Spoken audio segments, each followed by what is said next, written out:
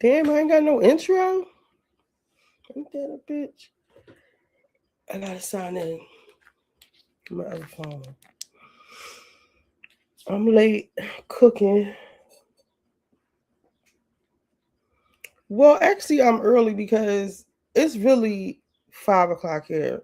I don't know why we have to still engage in daylight savings time. It should just stay like this. Day 8 of Middle East conflict, child. They say we getting our asses whooped.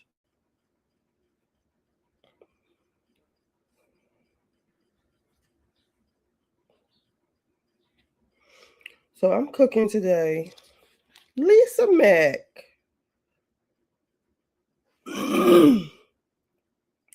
I came back to let you know. Why does my phone do that? They gonna force me to get a new phone. All right. This is my email address.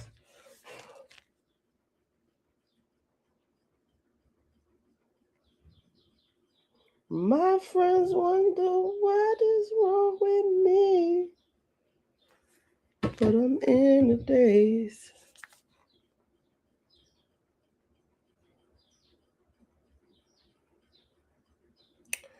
I'll be right with y'all. Hold on. Ray update. Hey, baby. Hey, shelves. Fingerprint. This one got fingerprint.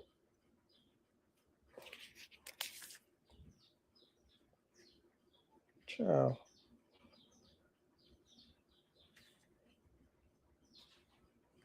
Oh, this is a dead zone.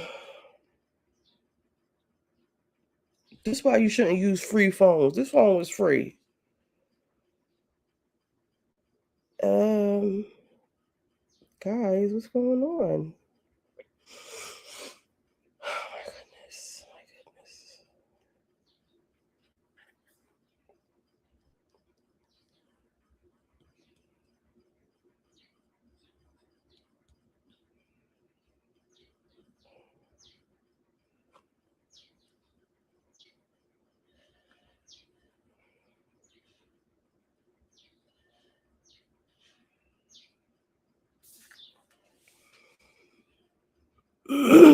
What y'all eating for dinner?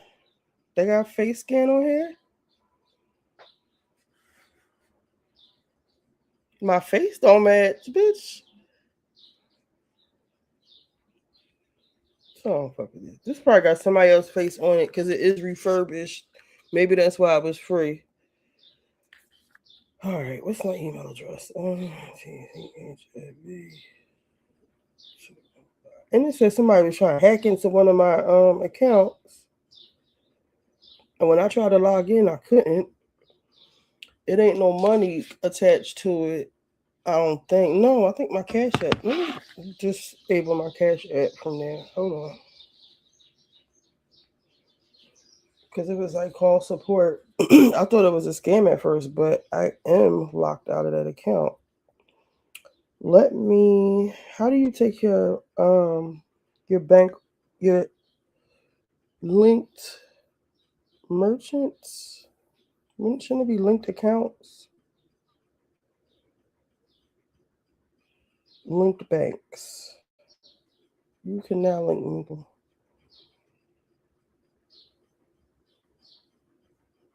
What bank account is that? I'm just gonna remove. I'm just gonna remove it. All right.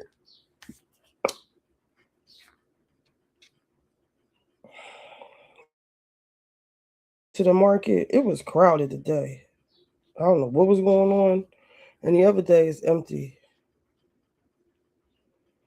Add phone number? No.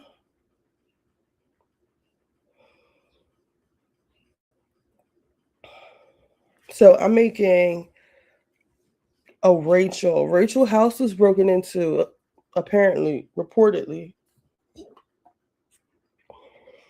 Oh, I forgot. There was a Patreon last night. We already had talked about um Reese's baby father. Why can't I use my? What is going on? I can't pod from this computer like this. Y'all can't log into my StreamYard on my phone.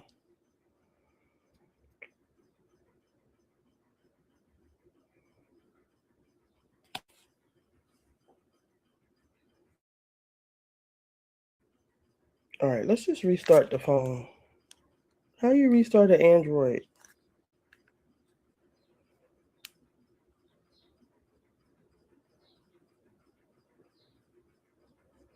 Restart the phone. I am opening the Power Options menu for you to restart your phone.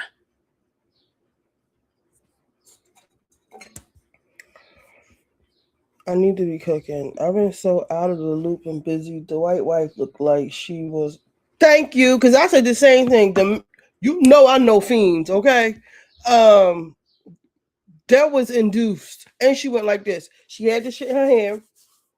I ain't even gonna play with no flower like that. She had the shit in her hand. She was like, "This is ruining my marriage," and then she went like she was wiping her nose. Anybody who don't do drugs is not putting the drugs in their hand like that. It can get in your bloodstream like that. Well, I don't know if anybody knows that, but I think everybody should know that. You shouldn't have had to handle cocaine to know that. Oh, I was hot. Now I'm cold. Hold on.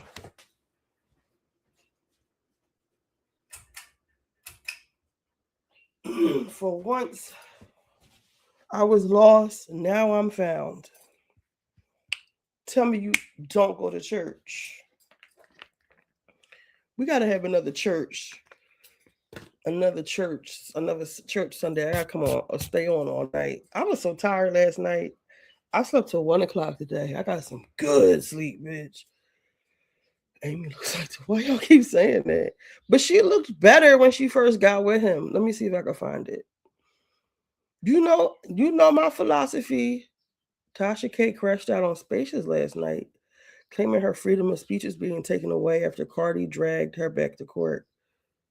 Oh shit! Let's see if we can find that.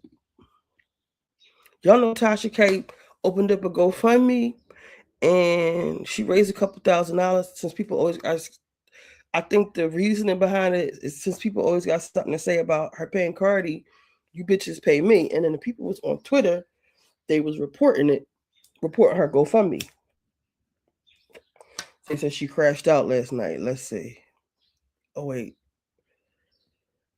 They said she be flagging stuff. Yes, she did. I would never touch none of that shit on my hand. She literally put it in pop. Right. She be doing that shit right with him. She didn't look like herself in that video. But hey, drugs. Or stress. And that bitch she had to be high. Allegedly. I don't have I gotta make a new banner. Hold on. Allegedly. Did I still do allegedly show? Allegedly.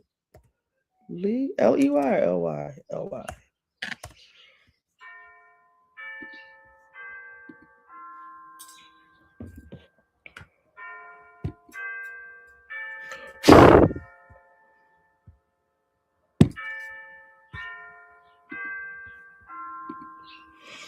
I'm having technical difficulties today. Do I need to restart my computer too? I think I'm gonna restart my computer too. Yo, it's not letting me add anything. What's going on?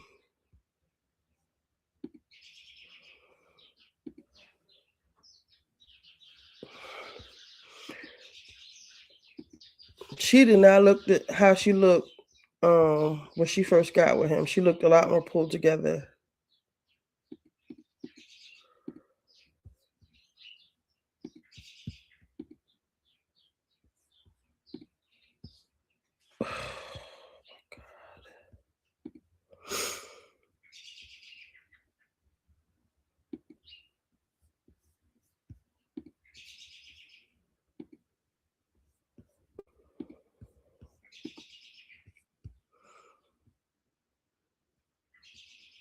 Look, I reported her fundraiser. Before you start with the stupid comments about I'm slowing payments to my fave, first of all, no, Cardi is y'all got too much time on your hands. Stand with Tasha K to move forward. Fraud report. Let's see if the GoFundMe is still up. I think people be having too much time on their hands. Y'all bitches need to worry about y'all fave getting back with Stefan Diggs. Tasha K go. Yep, it's still up. She probably had to talk to the people. She said Tasha plays so much. It says she raised 6,000 of 3.5 million. She still owe that much? Well, I guess so. She was acting like she almost paid the shit off. Yo, we don't have shit to watch tonight. You know I don't really care about Married to Medicine like that. But if y'all want to be, there's a marathon on right now. If y'all want to put that on, we're gonna have to go on Twitch then. How GoFundMe still up? What can we watch? We're in the middle of a Euphoria rewatch.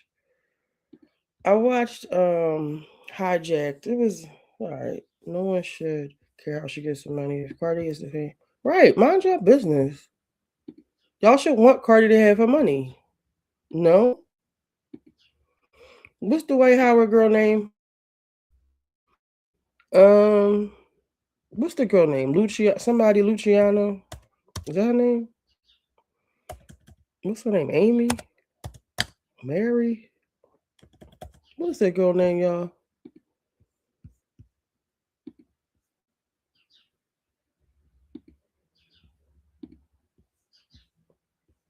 I'm gonna search Dwight Howard. And then she never said why the kid got taken away. And ma'am, if you run the house hollering and screaming like that with a bag of cokes and shit, you got to get away from my kids too. So this how she used to look. Yeah, she look a little strong in the face. But that's probably how he like her, masculine looking. Amy Luciani. Amber. Amy. Where is Amy? Let me tell the chat. I'm on. All right, I gotta start cooking. Y'all be having me running my mouth. All right, so I haven't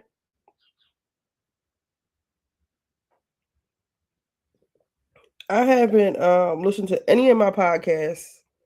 I'm coming out of my funk. I got on shorts. Ow. It's 60 degrees here today. Hey, I can run the streets. I thought he was gay. He is.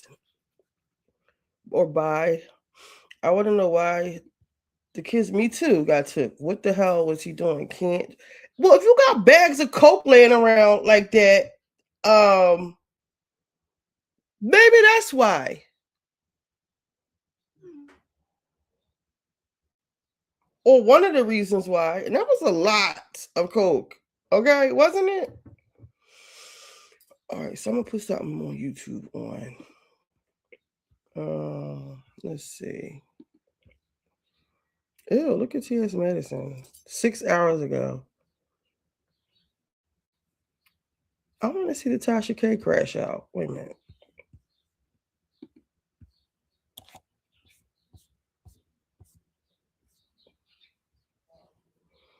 I have not heard from my husband. My husband. My cousin. I need to ask Caribbean girl, has she talked to him? Who am I looking up? This is why I need my phone. Tasha K.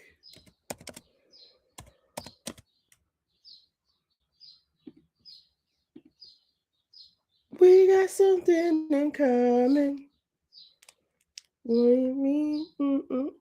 It should be plain to see that we have something in common. Who knows what that's from?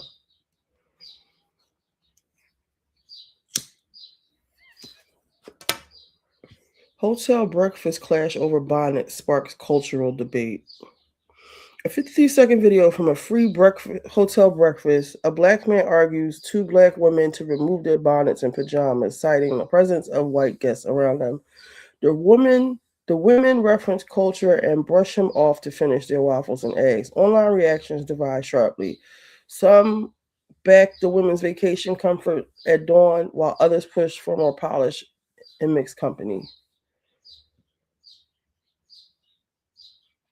Wait, what about do rags? Highlighting the double standards like men wearing do rags. I don't like either.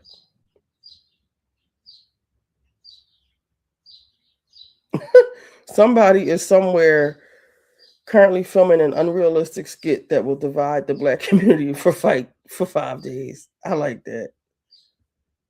So is it a skit? Thank you very much. Thank you very much. Like I said. Thank you very much. Thank you very much. Thank you very much. Okay. Carry on. Carry on. Bunny. Okay. Bunny and bunny. Thank you very much. Thank you very much. That's okay. Okay. Bunny girls. Okay. Good morning, bunny twins. Y'all should be ashamed to have a bunny without the white folks in here. What the hell wrong with y'all? Show some culture. Take them things off y'all goddamn head. No. They don't have them bunnies on. Come on, now take them things off. Well, you get my hair done. How about that? Show some color about yourself. Show some some bravery. Mm-hmm. Thank you very much. Thank you very much. Thank you very much. Like I said. What you said? Thank you very much. Thank you very much. Thank you very much. What y'all think? Yes, Whitney and Bobby.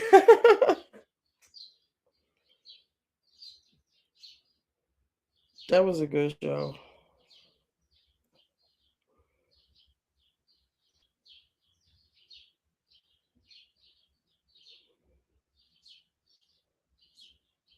Oh, why y'all keep playing with me like this? I don't like it either. I really don't like it on airplanes. But I guess you should be I don't know. I just don't like the shit outside.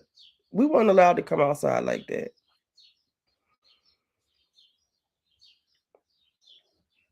We really were. All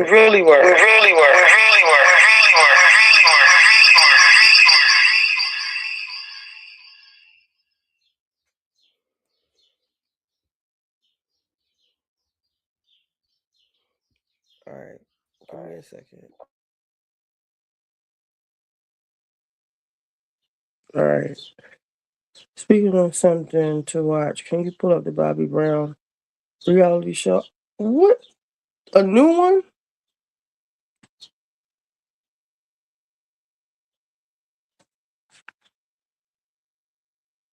Oh, no, you talking about with him and Whitney?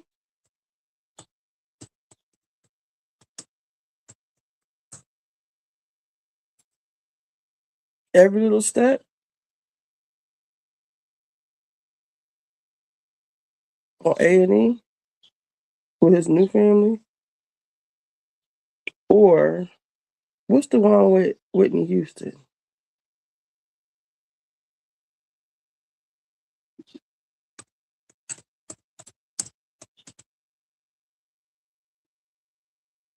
That was called Being Bobby Brown?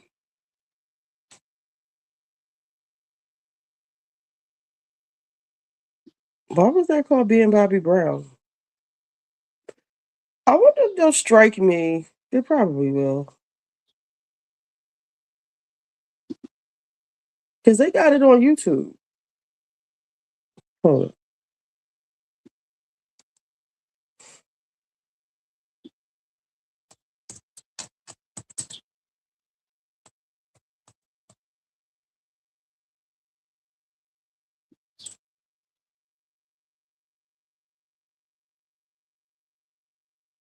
It was on Bravo? Stop it.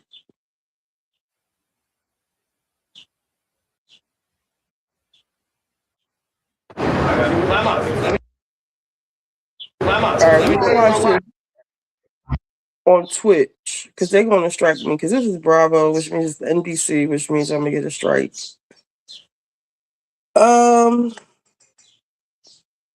Let me get this roast on. Episodes 1 through 9. How many seasons was this? Let me see how many seasons was it. Hey, C. Patterson. Are we gonna add B and Bobby Brown to the list? I'm gonna stay on YouTube for a while to show my. I'm gonna put this food on, and then we can switch over to something else. Y'all hear the birds chirping? Poor Whitney Houston. Q's coming on 3/8 tonight for Married to Medicine. Oh yes, no. I keep forgetting there's no Housewives. All right, we gonna tune in the Q. B dot checks A. William can't win, girl. I know this ain't what I think I'm seeing. Is this butter on a? Just one trick, and everyone will ask for the recipe. Remove the cookie box and put it on the heat. Nigga, do Cut you the want your butter house into to catch on pieces. fire? Melt in the box.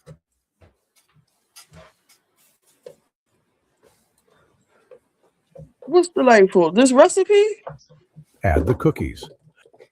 Pour in liquid whipping cream. Crush the cookies with the rolling pin and shape a crust.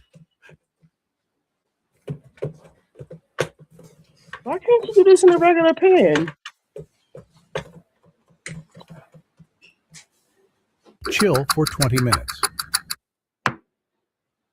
Pour egg yolks and sugar into the saucepan. Mix well.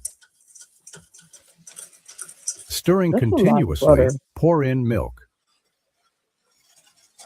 Add starch. Boil the cream, stirring continuously until it thickens. Is that toxic what he did with the tin can?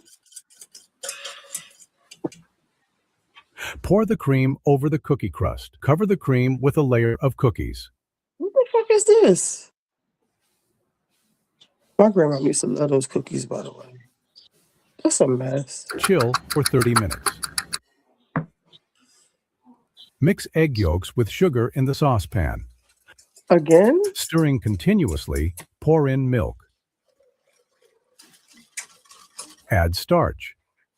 I think these are rage posts because it's got Cocoa. a lot of comments. Boil A lot the of cream, views. stirring continuously until it thickens. There's too many stupid people to be telling them to put cookie tins on the fire. I be seeing people fry chicken in aluminum pans. Y'all seen that? Pour the cocoa cream over the cookies. Y'all just be making anything up. What kind of sense does that make? Chill for 20 minutes. Oh my God. I'm turning this off. Well, I gotta see this Cut the to dark end. chocolate into pieces. Put the chocolate in a bowl. Pour in liquid whipping cream. Melt in the microwave. Pour the melted chocolate into the box. Damn, C. Patterson. You sound like Callie talking about her brother tried to Chill kill her. for 5 minutes. Besides looking phenomenal, the chilled cake is easy to prepare. The dessert combines 2 types of cream with a delicate taste and a generous layer of chocolate. You can't resist. First of all, it should be more cookies in there. Less of this egg cream, whatever that is.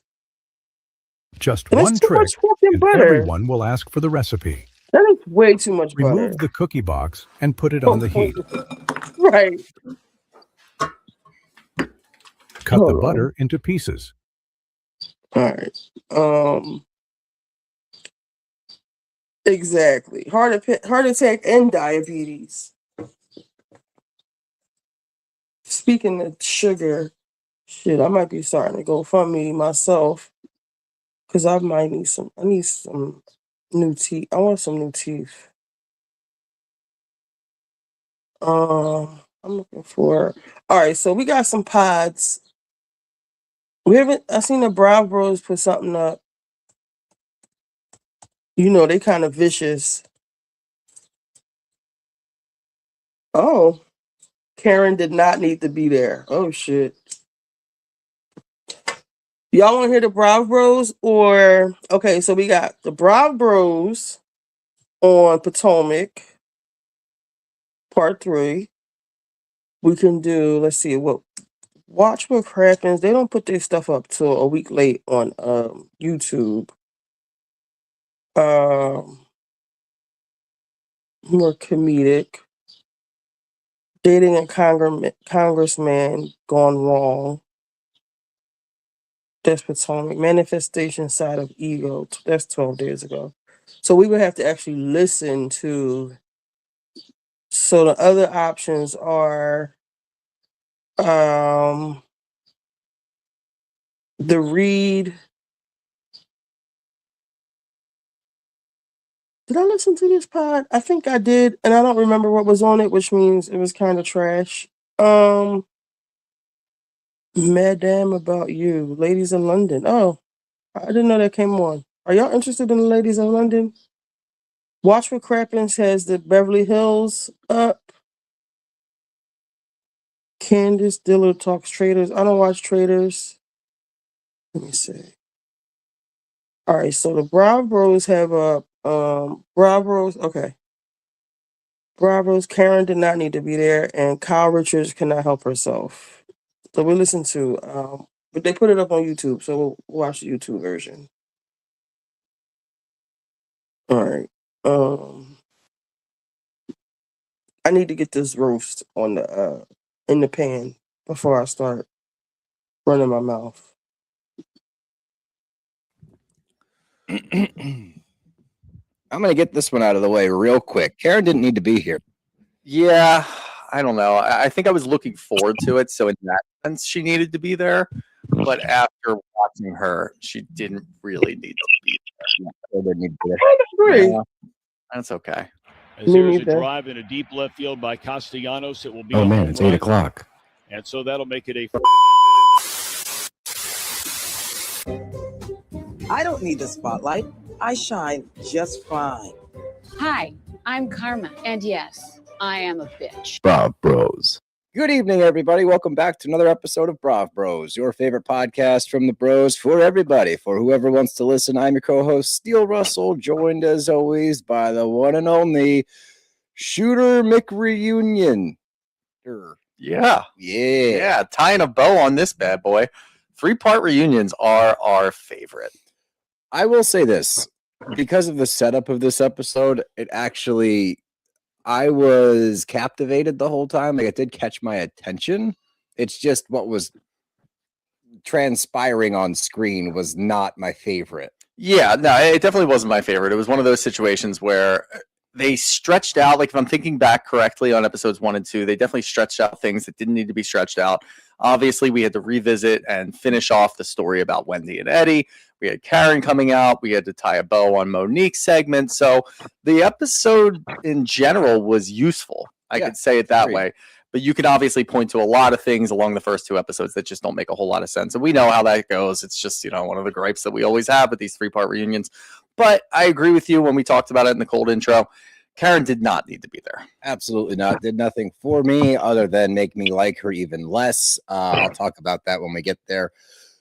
But this first part is super interesting. Yeah.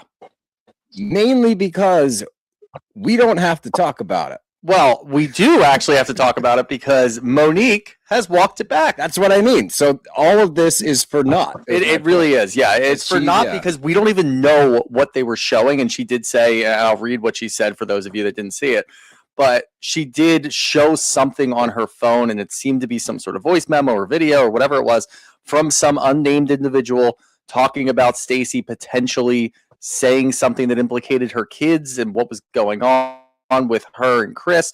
So I don't know what was done. She'll probably go into it later, but I'll just read what her statement was this week when she posted it. She said, a lot of time has passed since the reunion was filmed, and after gaining more info since then, I don't believe Stacey had anything to do with any of that bullshit. I'll probably go live on IG at some point this week and give y'all the entire story. I haven't watched the reunion episodes yet, so let me catch up and get back to you, but I at least wanted to clear her name on all of it. This, to me, by the way, is whatever she had wasn't that damning. And she also may have realized at some point, maybe she didn't know at the time, Stacey has more fans than everybody else on this show right now. Oh, yeah. So if you're going to try to go, which I imagine Monique is trying to get back for another season, maybe go for an actual champagne flute next year, cool with that. which I'm completely fine with because she was actually pretty good and she did a good job this season. You know what I realized? Monique did not really apologize for that, did she? In her clearing Stacey's name, she didn't say, "I'm sorry for blaming you." You know what I'm saying? Or did she? Did I miss that part? And she brought a receipt. Maybe it didn't land because it was. We don't even know what the receipt was. Yeah, but I imagine this reading between the lines on this. I shouldn't go against the number one person on this show. I want to make sure that I can come back. She might also see a way where Giselle, Ashley are not going to let up on Stacey. So if she can be friends with Stacey, that's actually what we want. And that's a good way to slide in there. Very good way to slide in there. And you'll be ingratiated with all of Stacey's fans, which is the majority of the fans of the show right now. So back and taking away from all of that, getting promote your own Instagram to go live this week because people will pick that up and report back. We won't watch it, but we'll watch other people that watched it. It was a good move. This was a good move, your recent one, because I do think that she took all of that into account. Monique is very smart. Mm-hmm. She's watched this show for a long time. She's been on this show and she knows. So yeah, she one saw the writing on the wall probably, but two, and the bigger part is she clearly did more research or things fell apart from her story. Yeah. I appreciate very much that she walked it back because we have plenty of housewives out there that would not have done that, would have doubled down just to try to save face. So I like that she did that. And I like that she brought the receipt. Now, my problem therein lies. One, we watched an entire 30 seconds of beep with a blurred out screen. So we have no idea what that is. We have to go off context clues, which I think it was Cookie. That's my bet. Yeah. Which is also surprising if it was, because then she's like, I don't trust Cookie, but yeah, I don't think it was Cookie. Oh wait, no, Monique someone else said, says, well, if it's that person, you have to trust it. Yeah, and Monique has already said that she doesn't trust Cookie. So it's not Cookie. It's just someone else, and you have to like really dig deep and go back to the seasons that Monique was on the show to try to figure it out. Maybe it's somebody in her family. Maybe it's somebody in Chris's family. Yeah. Somebody that's close to them. I don't know who it is, but apparently it doesn't matter. It was the waiter at Tally Ho. It was, yeah. And honestly, I would believe him over everybody else. But it doesn't matter because she's walking it back. And we already know what the reaction around the room is. Kiarna tries to insert herself. It's like, this isn't about you, Kiarna. She did herself no favors this reunion. Yeah, she really didn't. And honestly, with the news last week that Jazzy put out there that she's not coming back. Jazzy does not need to come back. She did herself no favors either. God, Jazzy was like awful. Again, yeah. And this is the other thing in post-production. If Jazzy's not coming back, looking back at this reunion and Jazzy's input, you could have cut all of it. Yeah. Like her entire stay at the reunion and then lit a fire under her ass and maybe she's posting things online like I got cut out of the reunion. That's good press, actually, because people will be like, oh, wow, Jazzy got cut out of the reunion. Let's see why. That could work out in everybody's favor, but I don't understand the need to have Jazzy out there. Kiarna is also kind of in the same boat for me. But she's full-time, so I get it. Yeah, she's full-time, so maybe she gets demoted. And I could see a world in which she gets demoted, Monique gets put into a full-time, and then we kind of go from there with Karen coming back next year. That would make a lot of sense to me. They don't really make the choices that make a lot of sense all the time, so I'm not expecting that. But this whole segment was just more of the same. Like, we know what Giselle and Ashley are going to say, and they're going to double and triple down on whatever that voice memo was to go back at Stacey and be like, you were lying the whole time. Stacey's still just vehemently denying everything, and whether she's lying or not, it doesn't really matter because the other side is so annoying about it that we really don't care if Stacey's lying. That's been our sentiment the whole season. And early on, obviously, not everybody was in the Stacey camp. So we got a lot of shit early on that were like, oh, you guys defend anything she does. One, like, we know and knew in episode 1 that she's lying. Mm-hmm. Like, that's never been a question for us. No. We told you that we didn't think she was lying. But we both knew she was fucking lying. Yeah. The whole thing is exactly what you said. We looked at the situation, and on one side, you have Stacey, who is giving every single episode. She's funny, she's weird, she's entertaining. On the other side, you have Ashley doing Ashley shit. You have Giselle reverting back to the Green-Eyed Bandits days. So no, I'm not getting on their team. I'm going to be delusional on Stacey's team. But It's so much more fun. Way more fun. And the other part, and I think this is the most important part, and why she has so many fans, especially because this video does not land. This receipt that was allegedly something pretty bad. Stacey's lies don't hurt anybody. They're not affecting other people's lives. It's just weird shit that she lies about, which weirdly makes it funnier because it's like, why would you even waste time lying about that? Yeah, and it also gets her in a little bit of hot water for certain situations because she lies about so much innocuous shit that when we get to, were you dating Chris Samuels? Well, and in my brain, she went on a group date and she talked to him, and she maybe got set up and said, "Oh, you should meet my friend Chris," and then they sat next to each other. Because again, though, going back to the picture that was posted, and I think it was the Bravo Shade Room that put it up there, it's the two of them sitting at like the end of a table. They tried to crop out 30 people. Yeah, there's like a million people there. It could be a speed dating event. We don't know what this was, but because Stacey has lied about so many weird things, it does call into question whether or not she's lying about this. And that's okay because Stacey has made that bed and she's okay to lay in it. She seems to be fine. She knows when she's not lying and when she is lying. And you can always tell. Like you can usually tell when she's lying. Right? Maybe not. This is one of those things that we'll have to keep an eye on. Where if it keeps going and we're like 5 seasons into Stacey's tenure and she's still lying about a lot, maybe she lies about everything. She's a psych. She's oh God. I'm dying. I'm dying over here. No, she's just a full-time sociopath, and she just lies. Yeah, she just lies about everything. But that's a problem with the future. Not worry about that. Worry about that shit right now. It was just interesting because that's the first thing I saw today on Instagram was Monique walking it back. I was like, oh, okay, well that makes a lot more sense. But we get to well, actually, before we do that. Since we were talking about Jazzy, and we're not going to really talk about her for the rest of this whole thing, the shots that she tries to take throughout this, granted, they were terrible. They didn't land. I don't know why she was trying, but I do have to ask, do you respect the move because she probably knows that she's on the outs and she's trying to throw a Hail Mary at the end of this thing to try to maybe find a spot? I can respect that. Sure, yeah. At least she has the wherewithal to understand that she's on the way out. Yeah. So let me just throw some things in there. But she does herself a disservice almost immediately. Talking to Tia, like her quips throughout all of this, pretty much the entire time she was on stage, were terrible. They're really bad. You can't convince me that anyone out there was really enthralled about Kiana and Jazzy going back and forth last episode. No, it was awful. Everything I saw online is why are these two fighting and why are we wasting time? Why do we care? No one does. We just simply do not care.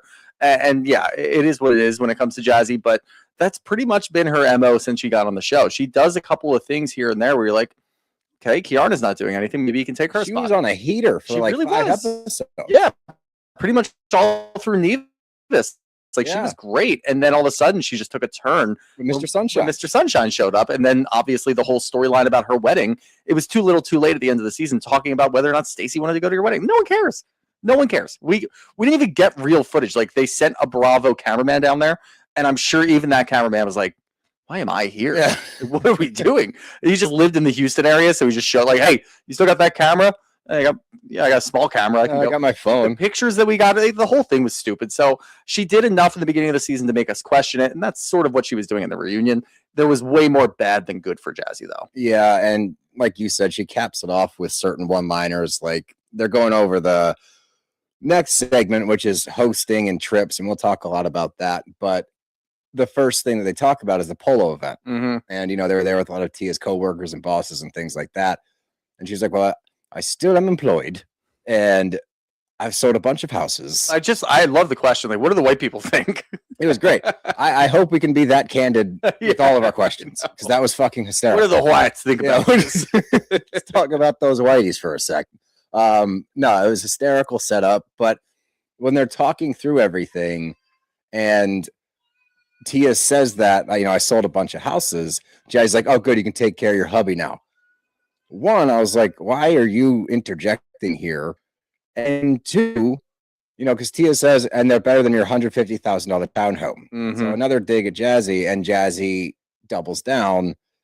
All you're really doing, especially because we know that your husband is on the practice squad, is reminding us that your husband's on the practice squad and you probably have to take care of him too. Yeah, and she probably went to Tia or Tia's group originally to look for homes, and Tia was trying to help as best she could, but Jazzy being Jazzy probably hit a point where she got mad at Tia or mad about the situation. Couldn't afford the houses. Couldn't afford the houses because she was inflating how much money she actually has. Whatever could have happened. We don't know. Probably that. Probably that. We don't know for sure, but I'm sure it was that. And she couldn't afford it. Yeah, she just couldn't afford it. $150,000 townhome in this economy? Is it made out of cardboard? These interest rates? Yeah, what are you, nuts?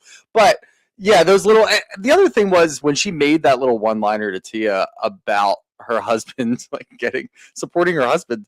When does that ever come into question? I don't know. Have we talked about Tia supporting her husband at all? Not once. Like, yeah, we talked about her being royalty in Nigeria. We talked about how she grew up and how she came over here and how she met her husband. We never really talked about it in the way of like, hey, do you have money? Are you guys good? Are you financially stable? What about your husband? What does he do for work? Nothing like that ever came up. I know he's got a job. Yeah. So that I don't really get this one. I don't either. This must have been an off-camera thing, or they've been beefing over this shit. And she's like, "Well, your husband's a bum or something." I don't know. It was so weird. Is he a stay-at-home dad? We didn't know that. Whatever. Great. Like I have no issues with that. It's just we don't have enough context for this one-liner to. But it wouldn't have landed regardless. No. But we really don't have enough info for it to have worked with the audience. Which it was just a very random thing to say. And again, Tia comes out on top as she tends to do every single time. But as we're going through the trips, one, this is not the sound bath group. So if you're to go on a trip with a Housewives cast, it would have to be them. Yeah. Yep. And I love that we got to that point. My favorite thing about Angel as they're filing through, and we'll just jump around this one, but when they're filing through all the things that did not go right, I learned a lot that this group doesn't like trips like that. No one likes a trip like the way you threw it. No one said that either, which was bizarre because I feel like that's such low-hanging fruit. Yeah. Like, what do you mean? What group? Show me a group of people on a bachelor party, bachelorette party, a friend thing, a family reunion, whatever it might be, that's going to be like, wow, this is awesome. I can't wait to drive an hour to your house. We get lost in the woods. And I get, like, if we're to believe what we were hearing, the rumors coming out of Bravo and coming out of NBC, were that this was all thrown together randomly and it was kind of geared towards making Angel look bad or whatever it may have been. It was probably just shoddy workmanship at the end of the day. And she probably can't say that. But you could say things that maybe don't allude to that, but at least have, once again, this is, an angelism. She does things and says things that she feels like it answers the question. Yes. And it just simply doesn't. Like, no. Like, show me anybody that would like to do that. This isn't the group to do sound baths with. Fine. But it's also not the group to have them stay an hour away with no running water. There is no group no group to do Unless that. you It doesn't don't make like any sense. Yeah. Which- I don't know. Angel was interesting during all of this. I didn't think that she caught as much heat as I figured she would. No. And it just kind of shows me that the rest of the group is sort of over it. Like, for the most part, because I think that there doesn't need to be heat at this juncture. Yeah. Like, we've gotten through all of it. You guys aired her out plenty on the trip. Like, she caught enough shit. The first 2 episodes, we covered it enough where people were taking like slight digs, except one person. Giselle is still stuck on this and trying to hammer the whole thing home. I'm like, this is done, dude. Like, why are you going back so hard at this whole thing? And to Kiana's point, the only point I'll give her, other shit happens on trips, not collectively to where it's this bad, but when you're Hey, my namesake. I'm just setting up for I'm just trying to get this roast on the stove before I start running my mouth. I'm just kept catching up on some pods before we I don't know what we gonna watch tonight since Potomac isn't here. Trinidad. I got a question about Trinidad though. Should we stay out of the Caribbean? Do they hate us down there? going through the evidence, because first and foremost, Angel did take accountability. She said sorry. She owned up to pretty much all of this stuff. Yeah, she's trying to soften it by like, it's just not this girl's idea of a good time. She said she's not in the group chat either. Right. So now you're telling me that you guys are all talking on the side about how terrible the trip is and that there's no running water, but you're also not telling, like, it tells me that you're not telling Angel, like, hey. It tells me you're setting her up for failure. Correct. But you're also, if you had these issues, you're eventually, like, it seems like a last-ditch effort to reach out to Angel and be like, hey, we have no running water and we haven't for like 2 days.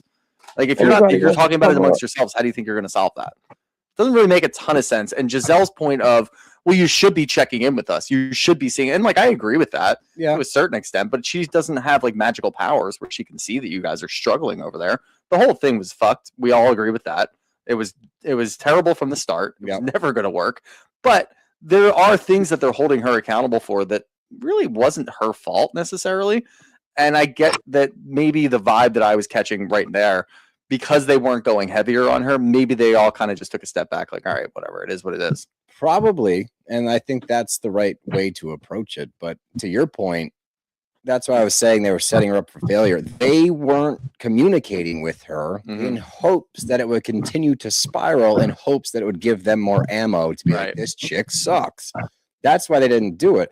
Now, when Angel says, I reached out to Jazzy, who informed me what was going on, and I didn't want to come to you guys until I had a solve. That I get. Yeah. That part I can understand. Now, it would have done her a lot of favors if she texted the group and said, hey, working on something. I'll get back to you shortly. I'm hoping she'll do that in the future. But at the same time, one, we know the trip was kooky to begin with.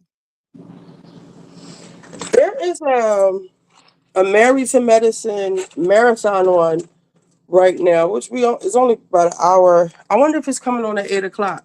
If y'all want to watch that, we can watch that instead of this. I'm kind of over Potomac, but let me know. Or y'all want to watch Euphoria or the Birds for Kiki Palmer, or for something else. Oh no, is it broke?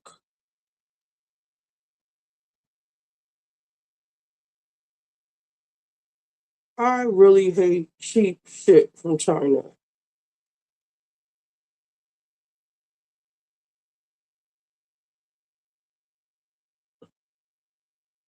But we'll have to get off YouTube if we watch the if I put being Bobby Brown. I gotta find out. It's probably on Peacock if Bravo owns it. Let me know if y'all want to watch something else. I think production did most of this intentionally, and that's based on a lot of stuff that we've seen about the edits. Primarily, we all shit on those 4 dudes that were hanging out with Bobby Massey. Turns out that they didn't talk because that was take number 4. They had talked in every other take except for that one. We've seen weird cuts when Bobby was talking. That it turns out he said a lot that actually gives much more context to the situation. So production did her dirty. That leads us to believe they had a hand in making this trip so wacky. So we're still holding her to this standard of, or Giselle is, where it's like, are you going to try to put this on her? Like, let's say she's on the show next year. Are you going to double down on this shit and we have to talk about it again? Absolutely. Especially with Giselle. But like, it's not landing. It didn't really land during the season. I think a lot of people have gotten to where we are now, where it's like, I feel bad for Angel. Yeah, no, I do feel bad for Angel. And when she goes further into how they ended up just getting lost on the road for that entire end of the trip. Drop the pin in the middle of the wilderness. As soon as you say that out loud, it sounds ridiculous. Exactly. It's not going to show you. And I do think that maybe this is just the world we live in. You think that if you drop a pin, you're going to get perfect directions to that pin. Then she says, well, we were just following the directions from the pin and we were hoping. And I get, like, you didn't understand that there was going to be a ton of traffic coming out of Denver for the ladies that were staying at the hotel. Fine. That makes sense.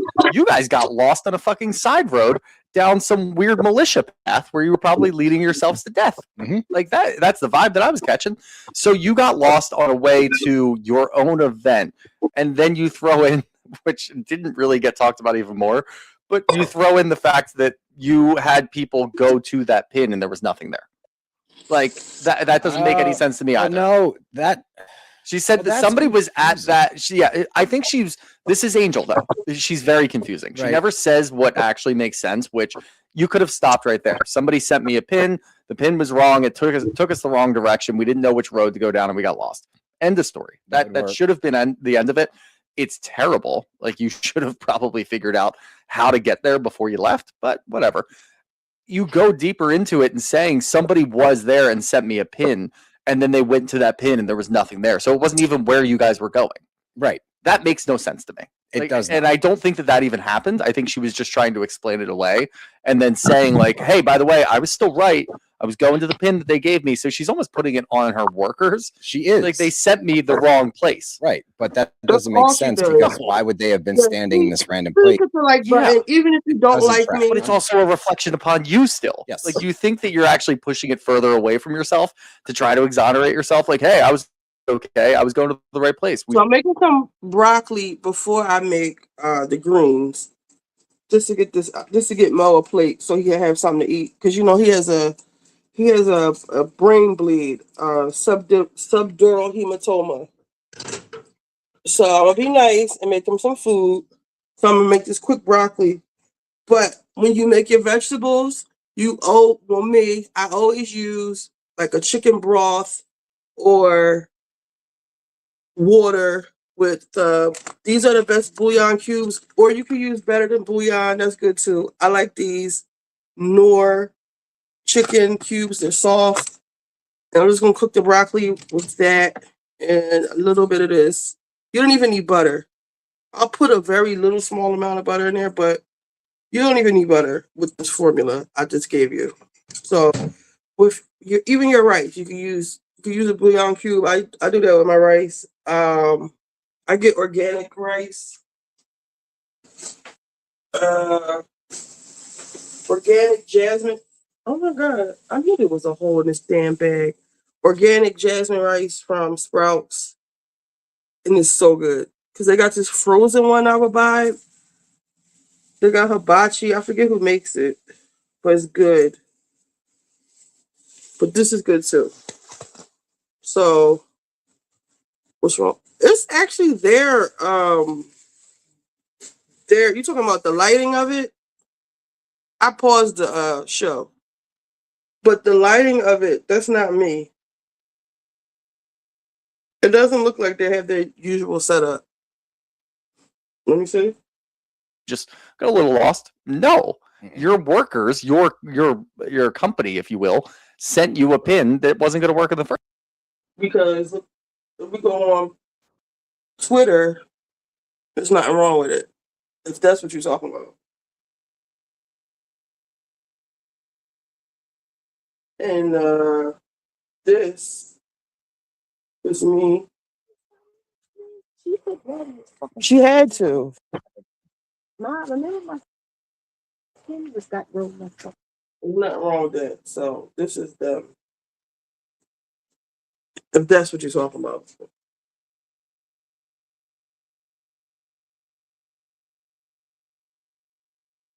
But I don't know. I still think that it's a reflection of the fact that maybe she's not cut out for this whole thing, just because she doesn't think in the way that like a housewife thinks. You know, in this moment, you're trying to deflect. You're trying to come up with something to be like, that's it, and we're squashing it. Instead, you're leaving so many more doors open that nobody was knocking on. You're just walking around like opening up shit and being like, yeah, well, wait, that's a whole different layer to this thing that we haven't discussed, Angel. So but she's also gotten to the place, which is very weird too, where we don't care anymore. Right. So when she does open that door, it's like, well, that door's weird, but I don't really care to go into that. Yeah, we're not going through that door because I don't want more things from you. I'm okay. Let's move on. Mm-hmm. So exactly. I don't know. That's pretty much a wrap on Angel. I mean, I know Karen says something a little bit later, but again, when we were thinking about it weeks and weeks ago, and if you remember, Angel was on Threads of all places talking about all these things that she felt about the women and how they made. She was threading really hard for a while there, and we were a little worried to see what was going to come of that at the reunion, because it was right after the reunion. I'm like, oh, maybe she's got this weird energy, or maybe she actually did stand up for herself. Good. We didn't see any of that. Episode 1, she did a good job. She held her ground, but I think it was very apparent that they weren't really having a ton of energy to go after her the whole time. Nah. They were kind of just washing their hands. Like if Giselle was going to lead the charge, other people probably would have jumped in. Yeah. It didn't seem like everybody really cared that much. No, the only time I really saw anybody get like a tick up from just kind of neutrality was Giselle in this episode, which I thought was weird. Again, she's trying to like drum this whole thing up again. And the biggest takeaway is like you just said, Giselle, no one really cares. No. So keep going down Giselle's this still holding on to the Nevis trip. I know. It's the best trip ever, apparently. It has now become the second worst trip. Yeah. Behind Angel's trip because we keep referring to Nevis. That was not the end all be all of great trips. No. I'm sorry. It was fine. He did a good job. Outside of Mr. Sunshine and Catfish, name me one more thing that happened. I can't. Can't. Except for Angel crying because oh well, yeah. That's still under the umbrella of the Catfish comment. Yeah. Well, Kiarna moving rooms because of mold. We didn't see that.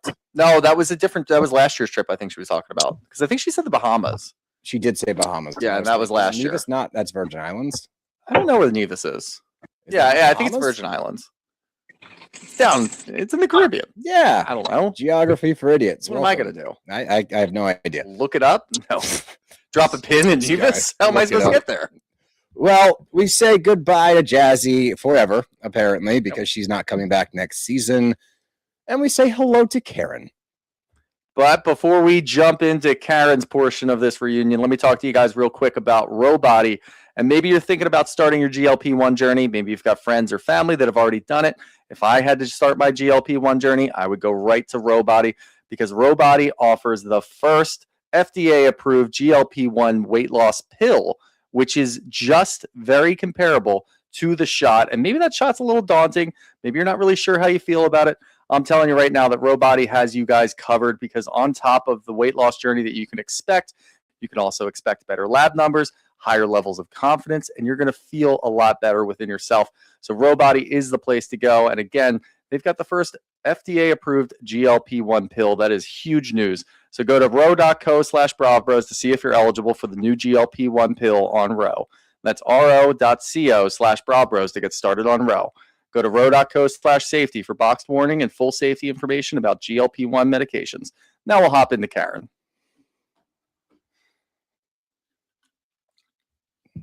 Hold on.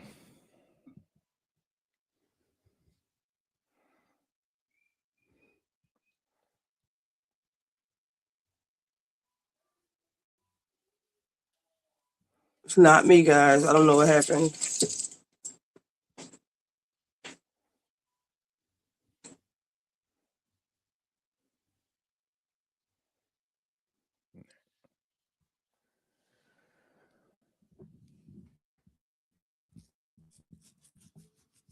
Now, obviously, when she gets out there, we're going to go over the niceties. You know, Giselle, she was writing you letters in prison and this and that and the other thing, all of the nice stuff. But the big thing for me as we're going into this is I'm watching body language.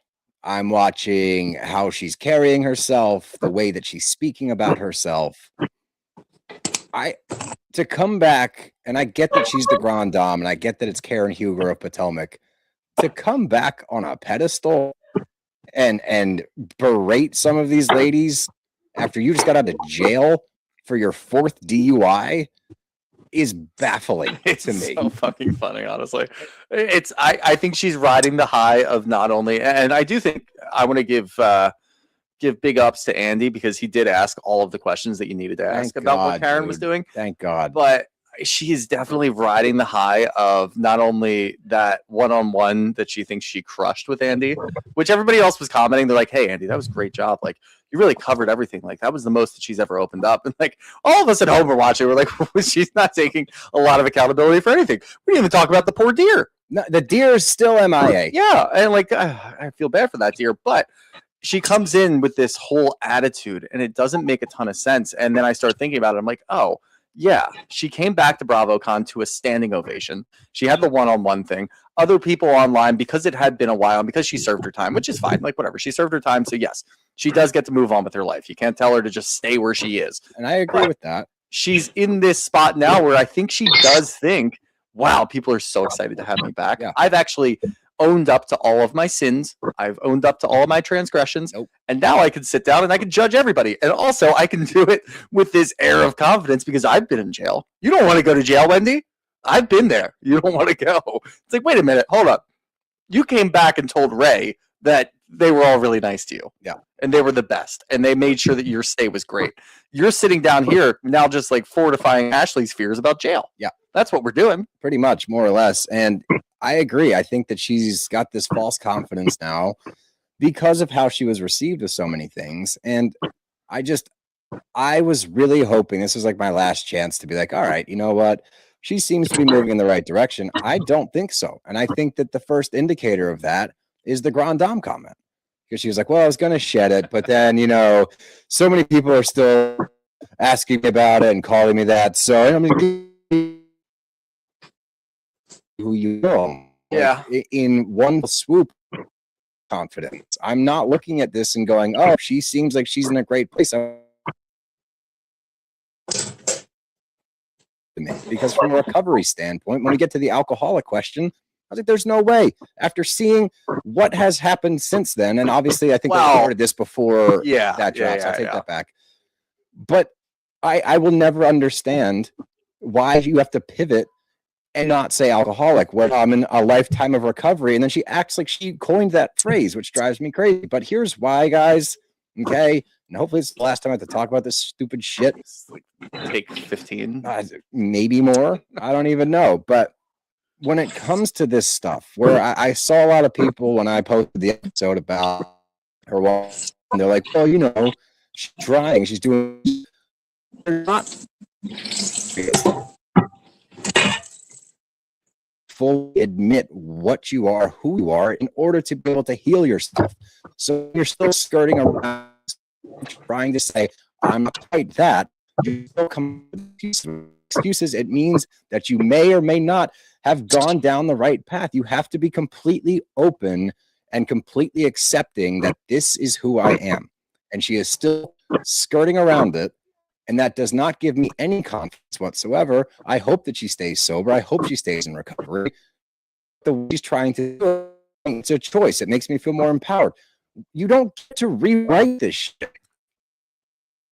That adhere to certain things. I'm not to be a 12-stepper.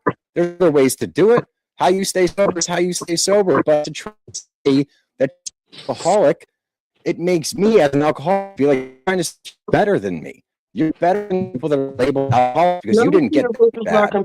You're just you got 4 DUIs, bro. Yeah, I feel like in so many ways too. Have gone down the right path. You have to be completely open and completely accepting that this is who I am.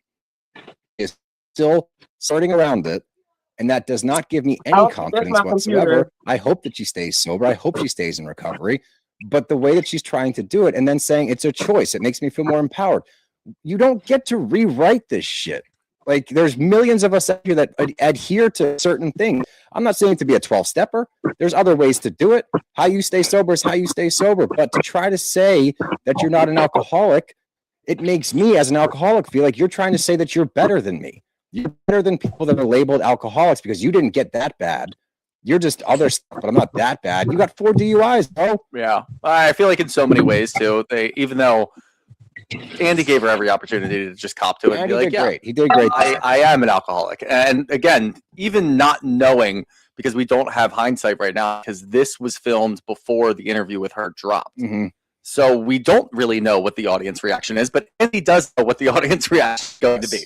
He knows that her completely denying or not having the ability. Wait, that's interesting. That's why it's really good. Giving her a chance. Yeah, he was giving her a chance because he's trying to get to a point where he's like, all right, we took that interview a couple of months ago. Like, we sat down, we talked about this, had some more time to think about things. Maybe you're where I am, because I'm sure Andy's sitting there like, yeah, like I gave you every opportunity to just say, hey, I'm an alcoholic. Instead, you're spinning it into this other weird narrative without copping to the fact that, like, let me give you another couple opportunities here. Oh, you're still not going to do it. Okay, let's go right into the rumors about Legal Seafood and what Wendy was saying, where you were just a frequent visitor. You were there every single day getting plastered. How does that make you feel? Like I'm not Loved it. And she doesn't have anything to say, and she just completely goes back into spinning a bunch of yarn here and there. I thought that was really funny. I thought that was really well done by Andy, because it's like, all right, I can't do this with you anymore. Like, this is brutal to try to work through. And when she's talking about, I'm like, who the fuck cares, lady? Like, you're in your late 60s. I don't even know how old she is. I think she's like 66 or 67. You're in your late 60s. You got caught. Yes. You're fucked. Like, yes. Now you can take a point of, like, a stance of, yeah, you know, I'm going to let say you're a fucking alcoholic. No. What's the point? Like, why are you holding on to this? It's maddening to me, because, again, like, yeah, I get it. If you're like in your 30s or something and like you had a lot of shit going on and you're still holding on to that little bit of hope, like, you know what? Like, this is the wake up call I needed. It's like, okay, yeah, it might not work out. It might work out. Who knows? I'm not going to tell you what to do. You're in your late 60s. Your license is stripped. You're never going to drive again. You're going to have a driver for the rest of your life. I think, and to me, when a couple of years, a couple of drinks, bingo. Immediately, what it tells me, like, hey, I'm not going to say that, because I'm not going to be the person that says I'm an alcoholic. I'm going to say I'm in a lifetime of recovery, because then I'll have like a little bit of leeway here and there as I move forward through my life. Which, again, if you were living off camera, I don't give a fuck what you do. Go ahead, do whatever the hell you want. You're on camera with a platform. You can't do this shit. No, you can't. It's disrespectful to so many different people for so many reasons. And that's exactly what it is. And now I have to say this, which I don't want to say, but this leads me to believe that you're leaving the door open so that you can have a drink on the show and say, whoa, I never said I was an alcoholic. Correct. That's fucked up. Yeah. This whole thing stinks. It sucks. I did not care for it. And when you pair that with just her overall attitude and how she's talking to people on the stage, how the fuck are you going to say to Stacy, just don't lie, I can't take the lying? You're still not copping to the fact that Wendy definitely talked to somebody that saw you boozing at some establishment frequently. That happened, because we know it happened at Legal Seafood. We you the towel, you in places that you like to frequent to go get drunk, which is very normal for alcoholics. So why are you trying to thread the needle of like, well, it's not this, it's just all that tells me is you're still rationalizing. And the number one addicts, alcoholics is rationalization. We are very good at coming up with reasons why we should not stop. Why we're different than other people. Comparison is not only the thief of joy, it's also very dangerous for people in recovery. And she is continuing to compare herself. And that is a disaster waiting to happen. I'm not going to pull punches. I don't feel confident about her moving forward. She needs to look in the mirror again and really figure out what the fuck she wants to do with this last portion of her life. Because as of right now, she's lying to us at home. She's lying to herself. She's lying to Andy fucking Cohen. And she's putting herself in bad positions, because this is going to, it's all like literally about training your brain and rewiring your brain to not operate a certain way. And the way that we operate is finding avenues to continue doing what we do without making ourselves feel bad about it. So we come up with reasons why it's bad. You know, it's different. Like, I'm only drinking beer. That's stupid shit.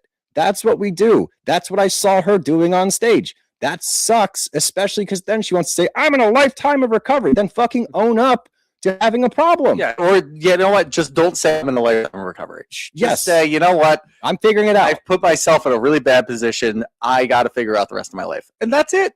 And look, yeah, people are going to still make comments. People talk about what's going to be best for you. And at the end of the day, if you're not going to get into it, then you're not going to get into it. Right. That's your prerogative. That's the other part that I'm talking about, where I'm like, you're in your late 60s. If you sat there and said, yeah, I don't know what the fuck I'm going to do, I'm going to figure it out. I'm going to see how things go. I'd have more respect for that. We would sit here and be like, all right, like, we'll see what happens. As long as you don't drive and not put people in danger, I don't really care what you're doing.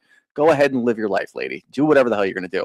But you don't get to sit here and say I'm in a lifetime of recovery without admitting that you're an alcoholic when we're talking about you going to Legal Seafood 7 days a week and getting plastered. Yep. For that. And you said that was true. Yep. Ashley was finally right about but something. Wendy wasn't. But Wendy wasn't. And that's only because Wendy doesn't know the name of the person that talked to her. And that's also completely normal. Ashley does not know the name of the person that she talked to. And Ashley also, and she brought back at the reunion last year, and Karen wasn't there to defend herself or try to fight it, I guess. And now Karen's like, you know what? I'll cop to just that one. Yeah. Let me just cop to that one. And even the way that she acknowledges it, and when she was talking about one-on-one, it was like, yes, Ashley was 100% correct. That is true. And it's like, okay, she took full ownership. Taking full ownership. You sit down at the reunion, which takes place a couple months later, and you're talking to Ashley, and you're like, congratulations, Ashley finally got one. She's not lying about something for once. It's like, no, this actually isn't Ashley's fault. And again, Wendy knew who she was talking to. You might also cop to that one, but you're not going to. And with all of this, like, my favorite visual is clearly she was watching the show, because that's another one of Andy's questions. Like, how did you feel that the ladies did? Do you know these women over here? She looks over at Angel, and she's like, yeah, my heart goes out to that newbie because she just didn't know what she was doing. Yeah, and I love the idea of Karen sitting at home with Ray, like asleep on the couch, taking notes with a laptop out or whatever, just going through everything, pretty much what you do when watching. It's like, I got to talk about this. I got to talk about this. And I wonder who she's talking to about the show every Sunday night when she tunes in, because she's not watching it on Peacock. She's streaming it. She's watching it right at 9 p.m. on a Sunday. Ray's watching the Golf Network on his phone. Yeah. And Karen's talking, oh, yeah. Ray's an iPad connector. Oh, yeah, that's actually a good point. Ray's watching the Golf Channel on his iPad. And Karen's talking to him, and he's not really listening. He's going, uh-huh, oh, yep. What? That's crazy. But that's the other thing with Karen coming out and having all this confidence. I don't know if the confidence would fully be there if Wendy wasn't also facing jail time. I don't think it would be. I think she would still have a weird air about her. The Grand Dame stuff would still be talked about, and she'd still have that weird ass answer. But it wouldn't be as, I told you so. Right. Now I'm going to school you. Exactly. Is what she's thinking, because Wendy's facing jail time. It gives her another level to this whole thing. Exactly. I think that is 100% correct. And, now I have to sit and watch Monique break down into tears saying, you faced it. And I don't want to take away from the fact that she is sober, right? And she's taking accountability for some things. Like, I will not take away from that. But just the Yo, Mo is starting to worry me. He just told me he don't have no appetite. He's not hungry. Since when?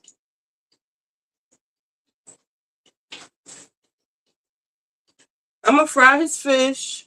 I'm gonna put the pot roast on, and I'm gonna go around there and see what's going on. I asked him, was he still talking to you know who? He said no, but I think he probably is, because he sound like he just sound like, I don't have no appetite. I said, well, what'd you eat today? He said, I had some pancakes. He's probably talking to that bitch, because he didn't answer the phone for me earlier when I called him. I was supposed to call him when we left last night, me and his son. His son said he was going to bring him breakfast in the morning. I said I was going to call him at 10 o'clock just to see if he wanted the fish and grits. But I didn't wake up till 1, so when I called, he didn't answer the phone. He was trying to be smart. But I also know he gets cranky when he don't have food, so I ain't pressed the issue. And then he texts me back, you called me at 1:24. I sent him a voice note. I said, oh, that's why you not answer the phone. Boy, bye. I said, I'm about to go to the market and focus. I'll focus on dinner. Because I had called his son, and son said he was bringing him breakfast. So, but I think we should go do a welfare check. And Mr. Wendell, that's I collect my old man child. Mr. Wendell said he want to play, so I'm gonna fry them some fish. And when Wendell come, I'm gonna go around there and we're gonna go check on Mo. Yeah, I don't like that. I said you starting to really worry me.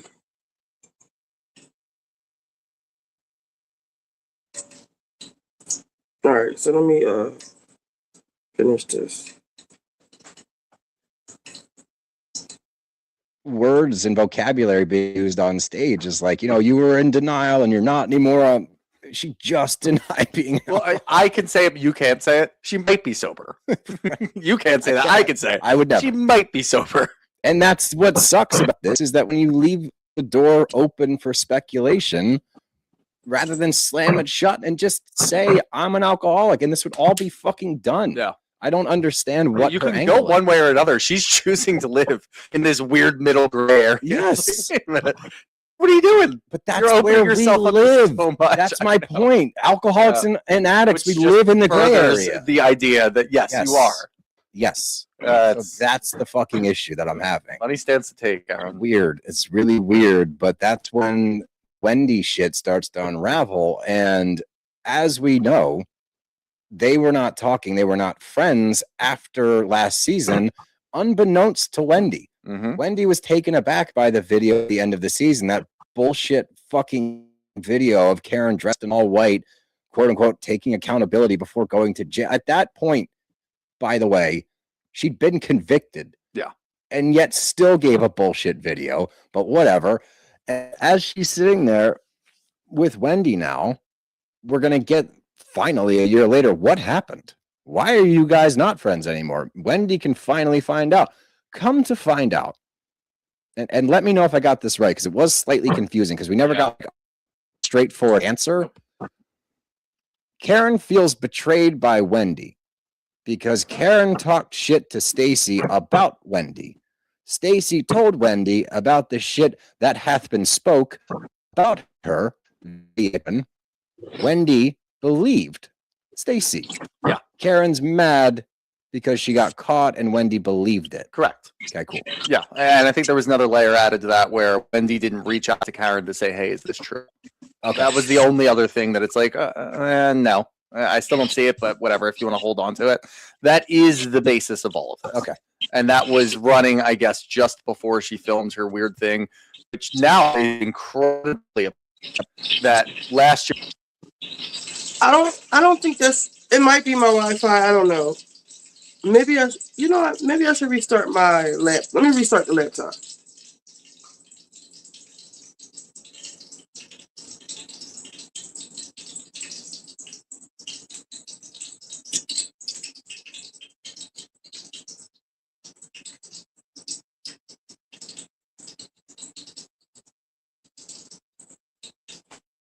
All right, so this is a piece of flounder that I've breaded already.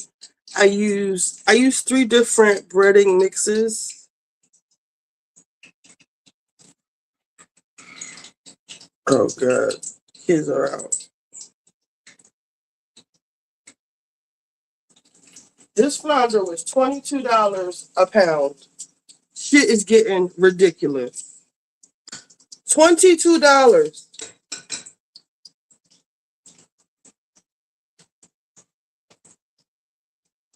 And I have 2 pieces of fresh whiting. Like the fish was whole, they cut the head off and they skinned it or whatever, however they scale it, whatever they do. We got a fresh fish market that reopened. It really goes. South Philly has some really good, a lot of Italian people. It's a lot of different cultures here, period. But mainly a heavy Italian population. And they have, oh my God, you have not tasted a real donut till you had one from an Italian bakery.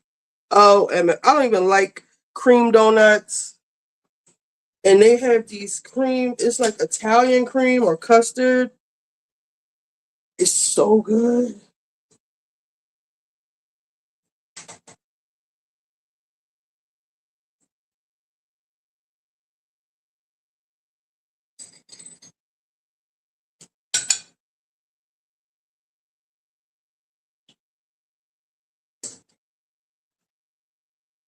Let me check the computer.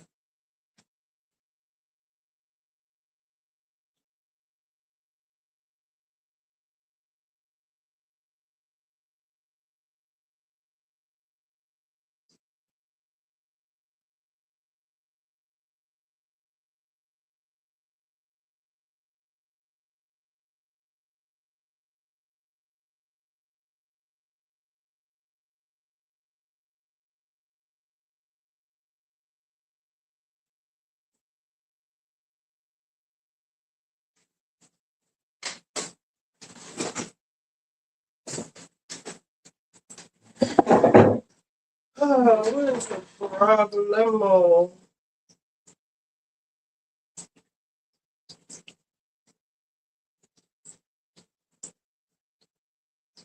Oh shit, I forgot to make the baked potato.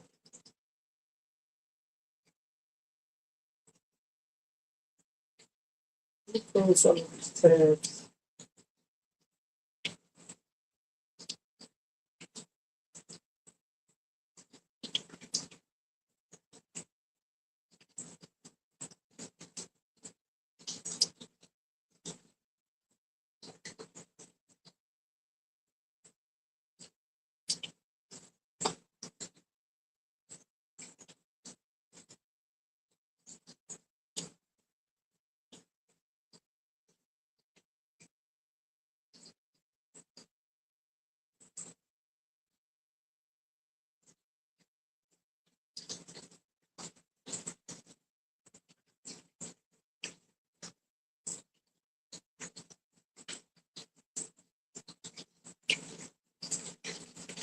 And I think there was another layer added to that where Wendy didn't read. A year later, what happened? Why are you guys not friends anymore? Wendy can finally find out.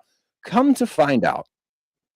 And let me know if I got this right, because it was slightly confusing. We never got like a straightforward answer. Karen feels betrayed by Wendy because Karen talked shit to Stacy about Wendy. Stacy told Wendy about the shit that hath been spoke about her via Karen. Wendy believed Stacy. Yeah. Karen's mad because she got caught and Wendy believed it. Correct. Okay, cool. Yeah, and I think there was another layer added to that where Wendy didn't reach out to Karen to say, "Hey, is this true?" Okay. That was the only other thing that it's like, no, I still don't see it, but whatever. If you want to hold, that is the basis of all of this. Okay. And filmed her weird thing, which now is incredibly applicable. Yep. That last year we're sitting at the reunion watching that clip of her sitting in her own bedroom or her own living room. I don't even remember where she was. I thought she was in her bedroom, right? When she took that video? Yes. Like at the end of her bed, weirdly. Talking about all the things that she's going through and how she's not at the reunion and she can't go there. And it's just not something that she can do right now. I guess just before then is when all of this kind of came to a head. And she's like, you know what? I'm going to thank everybody else in the cast, but not thank Wendy. Yeah. Yep. That checks out. It just is ludicrous that that's what you're upset about, considering you were the one that was talking shit and you got caught. Yeah. Like, that's all we saw. Mhm. And then to take it back, because that's where I get confused. Wendy's saying, well, you threw the first stone. So, but did you throw a stone or did you just hear what Stacy said and was like, oh, I remember that scene when we were watching because it was at the dog ball. Yeah. And Stacy pretty much unloaded everything that Karen had said. Karen was trying to deny it there, but I think we both agreed. It's like, oh, she 100% said that. For sure. I think we got a clip. No, it was, we were talking about it like the way that it came about was Stacy's a newbie. Yes. Karen took her under her wing, and then we go back even further to the weird like lake in North Carolina that they went to for Norman's birthday. Yeah, Lake Norman, where they were talking about it, and Karen was like, "Oh, I'll take you under my wing. This is the Karen Huger School of Potomac. We're going to talk about all things on the show." And it's like, okay, we know what you're doing. And then, yeah, you probably did have a sit down with Stacy to talk about all the women in the group, and you had some not nice things to say about Wendy. Yep. She singled that out, and to me, that tells me she singled out the one really mean thing that you said about one of the other women. You probably had a lot of generalizations that you probably thought were like astute wisdoms, and in reality, they weren't, because you could pick that up pretty quickly on these women. And then you went into Wendy, and you had mean things to say, and Stacy took note of it and went to Wendy because she was getting closer to Wendy. All of it made sense. We all kind of figured that out last year, the way that Karen was stammering at the dog ball. It is what it is. Yes. It's just whatever. So the fact that she didn't move on and now she feels like she's in a position where she can school Wendy is hilarious. It's so weird. And I guess it's not when you really look at the situation. But Wendy is saying you threw the first stone because when we were sitting together talking, and I think this was unseen footage, it was like a month before all of that shit went down. And they were sitting there talking, and Karen, and this is important because there is a semantics debate happening in the comments right now. She didn't call her mom a witch. The whole thing that Wendy's upset about is that Karen brought up the witch thing on camera. Correct. She's a witch, therefore bringing it back to the public eye, therefore causing problems again. Okay? Just because she comments right now. She didn't call her mom a witch. The whole thing that Wendy's upset about is that Karen brought up the witch thing on camera. Correct. She referenced the fact that people called Wendy's mom a witch, therefore bringing it back to the public eye, therefore causing problems again. Okay? Just because she didn't say your mom's a witch does not mean that the implication is any different, because now they still have to talk about the witch thing again. And also that goes back to the season that we don't want to talk about with NECA. Like there was so much going on there that we just didn't want to deal with. Wendy's mom potentially being a witch was part of that. Yes. We wanted to move on entirely. And we had to deal with Wendy's mom again this year, which Karen, while she's talking back and forth, has the audacity to say, the only thing, I don't have a problem with your mom. I have no problem with your mom. Actually, I really enjoyed your mom this year, especially when she told you to shut the fuck up. Yeah. The way she ties that back in later was Unfucking unbelievable. But that was a moment where you can see across the board, everybody's like, Karen, like, what the fuck are you doing? Giselle yells it out like, Karen, come on. Literally. Don't do these things. Andy moves on. Like, that is a hard stop. We see Andy do this a lot where he's like, yeah, we're not going to get He anywhere. even says, he's like, that really upset her. That was a pretty tough moment. Like, Yeah. Thank God Andy said that too, because like all of us watched that scene, very uncomfortable. All of us were on Wendy's side. It doesn't really matter what you think about their relationship. It's like, no, that's not something that we want to talk about. And the other thing is, Andy was like trying to slowly wade into that discussion anyway. That's not something that we have like a hard conversation about. Just cannonballed into it. Yeah, you just jumped right into it. It's like, oh no, that was really tough to watch, and I'm sure really tough for Wendy. You're going to use that as a quip. Yes. To go after Wendy and then tie it back in later, which is fucking hilarious. But that's kind of the end of that discussion with Wendy and Karen, because Andy's like, well, you guys clearly feel differently. I don't want to touch this with a 10-foot pole after that comment. We're going to move on because you're never going to get back to a good place. No, and her response is just insane. It's up on this high horse still. You would think that she would have came back hat in hand. Yeah. I'm just happy to be here with my ladies. Wendy, we got some shit to talk about. But it's just nice to be back. Leave it to next season. Like, you got invited to the reunion. Come out, have a couple of things to talk about. Talk about the one-on-one with Andy. See how everybody's doing. Maybe have a little bit of a conversation with Wendy on stage. But you end it with, well, don't worry. We've got all next season to figure that one out. We'll talk about it. Or we'll talk about it off camera. I don't care what you say. But that's all you had to do, honestly. But instead, she's like, this is my moment. Yes. I'm going to go after it. Why? But I think you nailed it earlier. She's been emboldened by her reception back onto TV because of the standing ovation at BravoCon for a 4-time DUI offender. Yeah. Standing ovation, one-on-one with Andy Cohen, and back for the reunion on a season you were not involved in. They placed her on this pedestal. Yeah. Bravo and Andy and the audience put her up there. So it actually kind of of course her ego's inflated. Of course she comes into this thing. She walks in like she's the grande dame. You haven't been here for a year because you were in jail.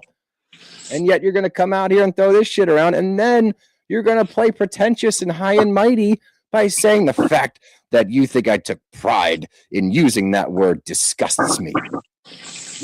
You bringing up that story about Wendy's mom telling her to shut the fuck up disgusts me. Yeah.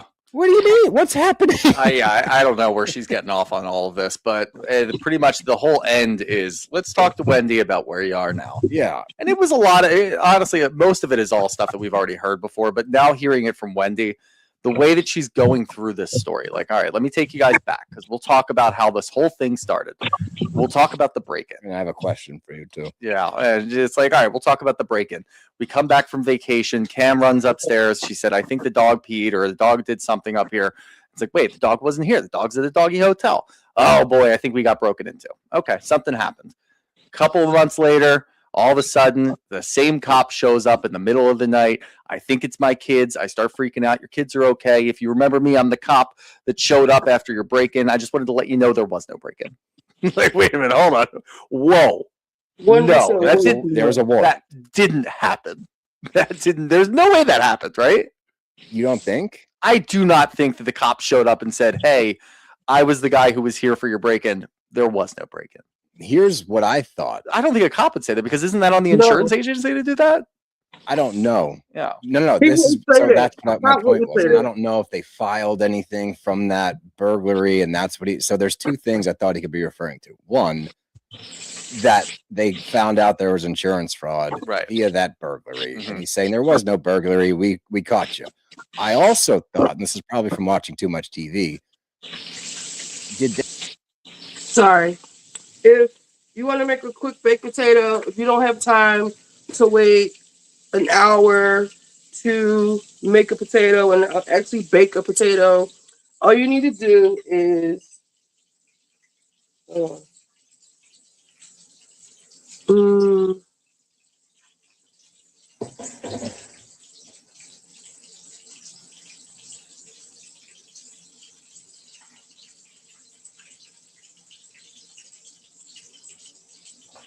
all you need to do is get a potato.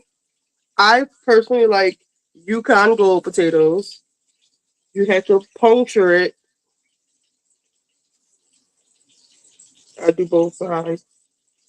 And my mom used to use bacon grease. You can use butter. I got the olive oil just sitting right here. I just put a little bit of olive oil on it, on the skin. Rub it down. Sprinkle a little of this. Well, if you were baking the potato, this part would really matter. But I feel like it matters in the microwave too. Damn, I keep forgetting to get salt from the. So we got some coarse salt. I got Himalayan salt. It's a little bit of salt.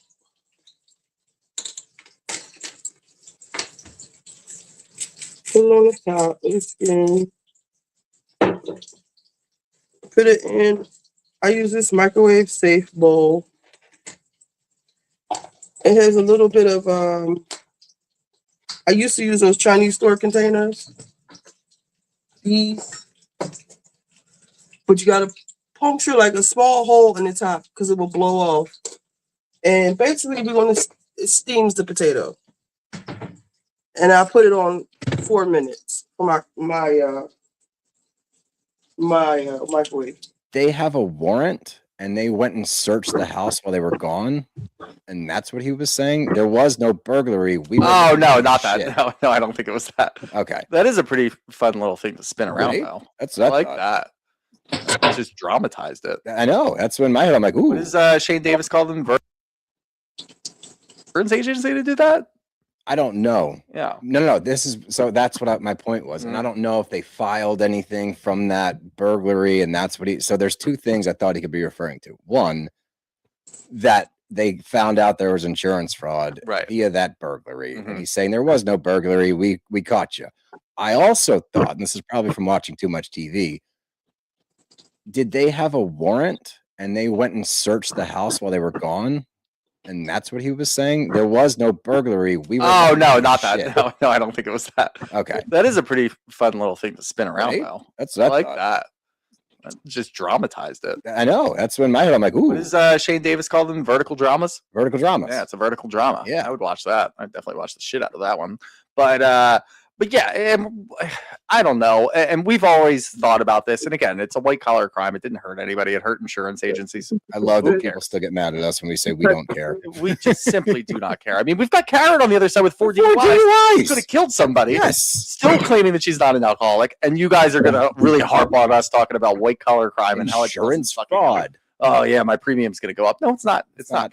But anyway, Wendy's going through this whole thing. And that's where it's like, okay, like, yeah, we've heard this before, but like in the back of my mind, I'm like, why are you talking so much?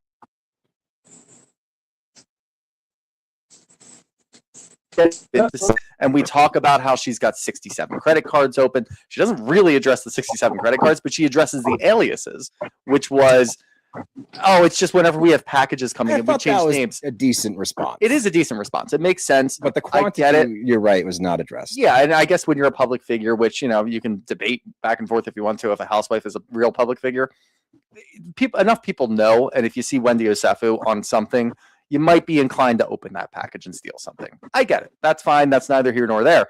But then when Andy's like, yeah, and he kind of lumped it all into one question, which I wish that he kind of separated them. But he said, we got to talk about the alleged 67 credit cards that were open, as well as the aliases. She only answered the aliases. She did not say anything about the credit cards. No. Which, smart, obviously. Andy but again, I'm still be thinking this whole time. You don't ask any why are other you talking girls. so much? I don't know. You can easily, we've seen this a million times about very petty disputes on these shows. You could just say, hey, I can't talk about that. Hey, I'd rather not talk about that. My legal team said I can't talk about this. Perfectly fine. It might ruffle some feathers. People might get a little annoyed, especially at the end of the reunion, but you don't have to go in depth with anything. And Karen, I got something to say. It was taken out of context when I said that I really liked that your mom said, shut the fuck up to you, because Wendy, right now, you should shut the fuck up. Why are you talking so much? I'm like, I agree with you, but I hate the way you're doing it. That's not what you were doing earlier. Yeah. No, it was wild, and I'm assuming she was sitting there, and when she heard that, she goes, "Ooh, light bulb! Yeah, shut the fuck up!" In a good way this time. Yeah, but I thought it was funnier because clearly, and we were saying this all season last year, she's not doing herself any favors. They're going to show this stuff as like proof of character and stuff. That clearly happened because the way she's talking is like,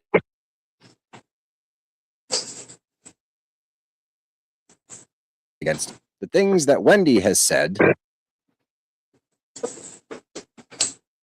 Moments where you're like, ew, that's not going to land great.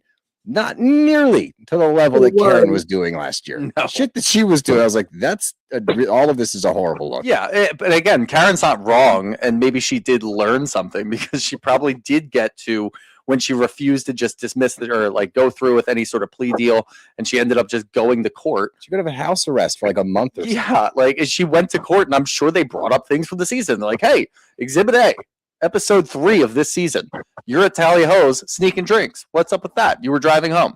So clearly you're up to something. So like, I do think that Karen learned something. And again, she's not wrong in saying, and at least questioning Wendy, like, why are you being very open about this? They're going to use anything they can to go against you. And Wendy even said that, which was another weird question. They were talking about her finances where Andy was asking her about other people saying like, allegedly you guys are pretty much broke and you're in debt with all of these things.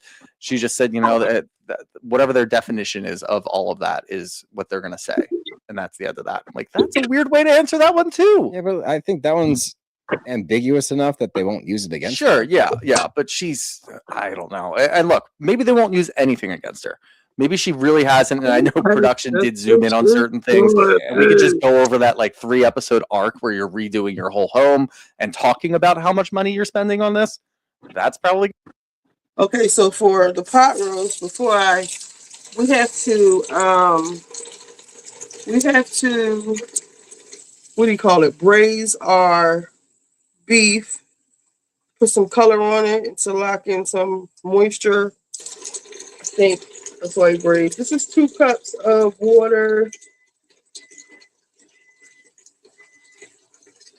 Yeah, that's good. So to this 2 cups of water, y'all know I like my Lipton onion, mix. And I'm also going to use a thing, hold on, of,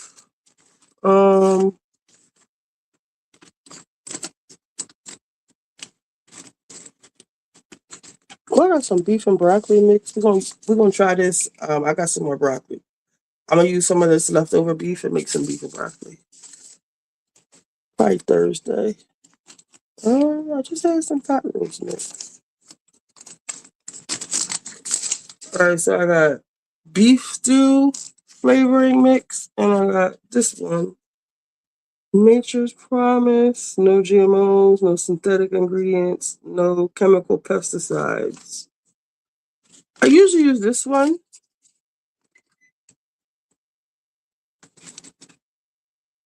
Especially like with oxtails.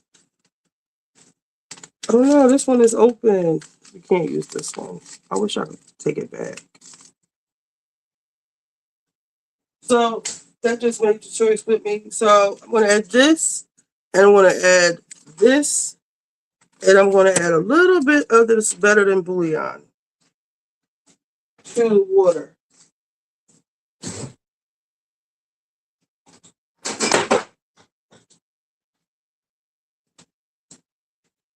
And I don't think I have a beef on.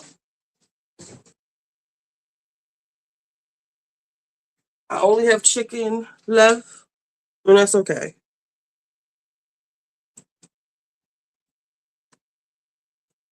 We're gonna put this on. Add this.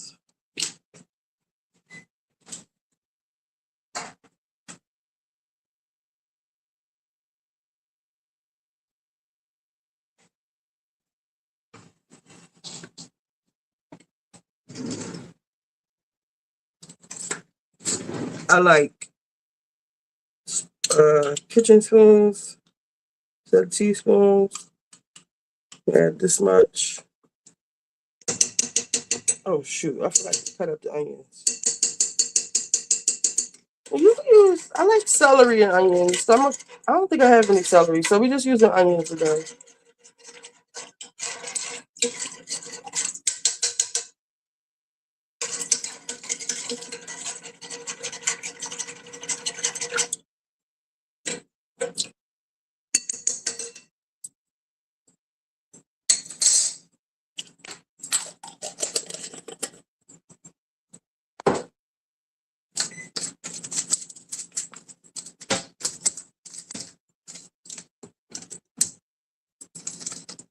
Well, this is at flour. Coat your beef in flour. I don't do that.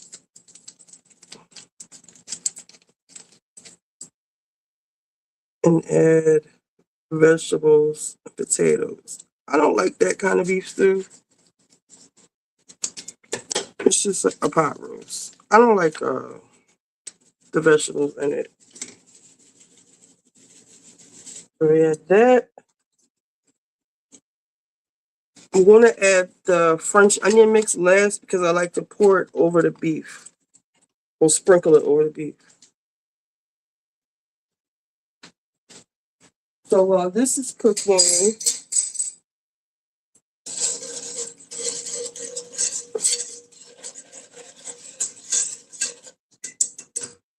we're going to braise our beef.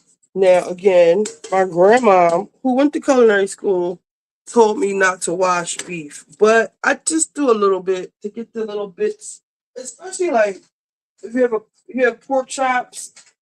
You know, pork chops, when they cut that bone, it's got those like bone specks in it. So I like to rinse the beef. I like to rinse the thing. Just rinse it and pat it dry. And this is the beef we have. It is a boneless Angus. Is that mirrored? Boneless Angus rump roast. And this is a good piece of beef because, well, it was the better of two. Hold on. This is a good piece because, like I tell y'all, when y'all buying beef it was $21 fucking dollars.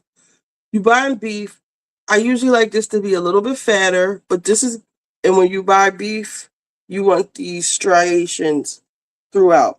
You don't want it to be all red because that's going to be a dry piece of beef unless you really know how to cook it. But usually like a thicker layer of fat at the bottom because, again, flavor, tenderness.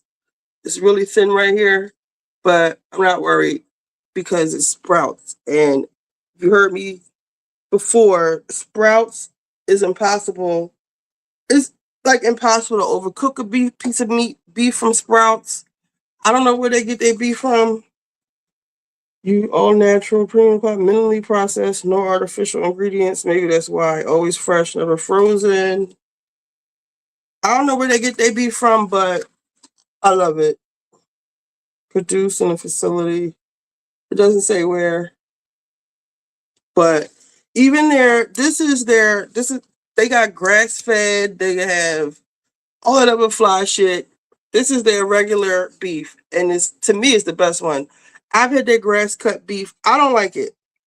I like the regular one, the regular Sprouts brand, like especially the steaks. The grass fed beef, it's a little chewier to me, a little bit chewy.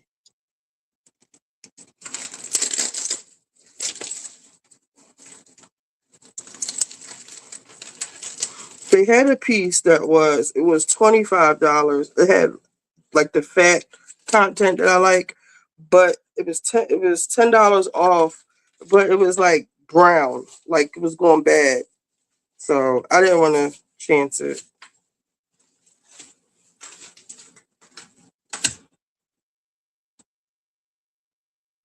Every time I do this, I think about my grandma. I'm telling me not to wash beef. But what can it hurt, right? It's going in a water bath anyway.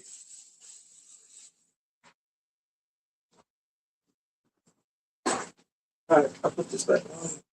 Time is it? They're going to get used, I would imagine. Yeah. So there's a lot there where it's like, hey, you really didn't think you were going to get caught. And you just kept living this life. And it sucks. But now you should be even more the opposite end in not talking. That's when Andy went, and I was like, what are you doing, Andy? Shut up. Because he's like,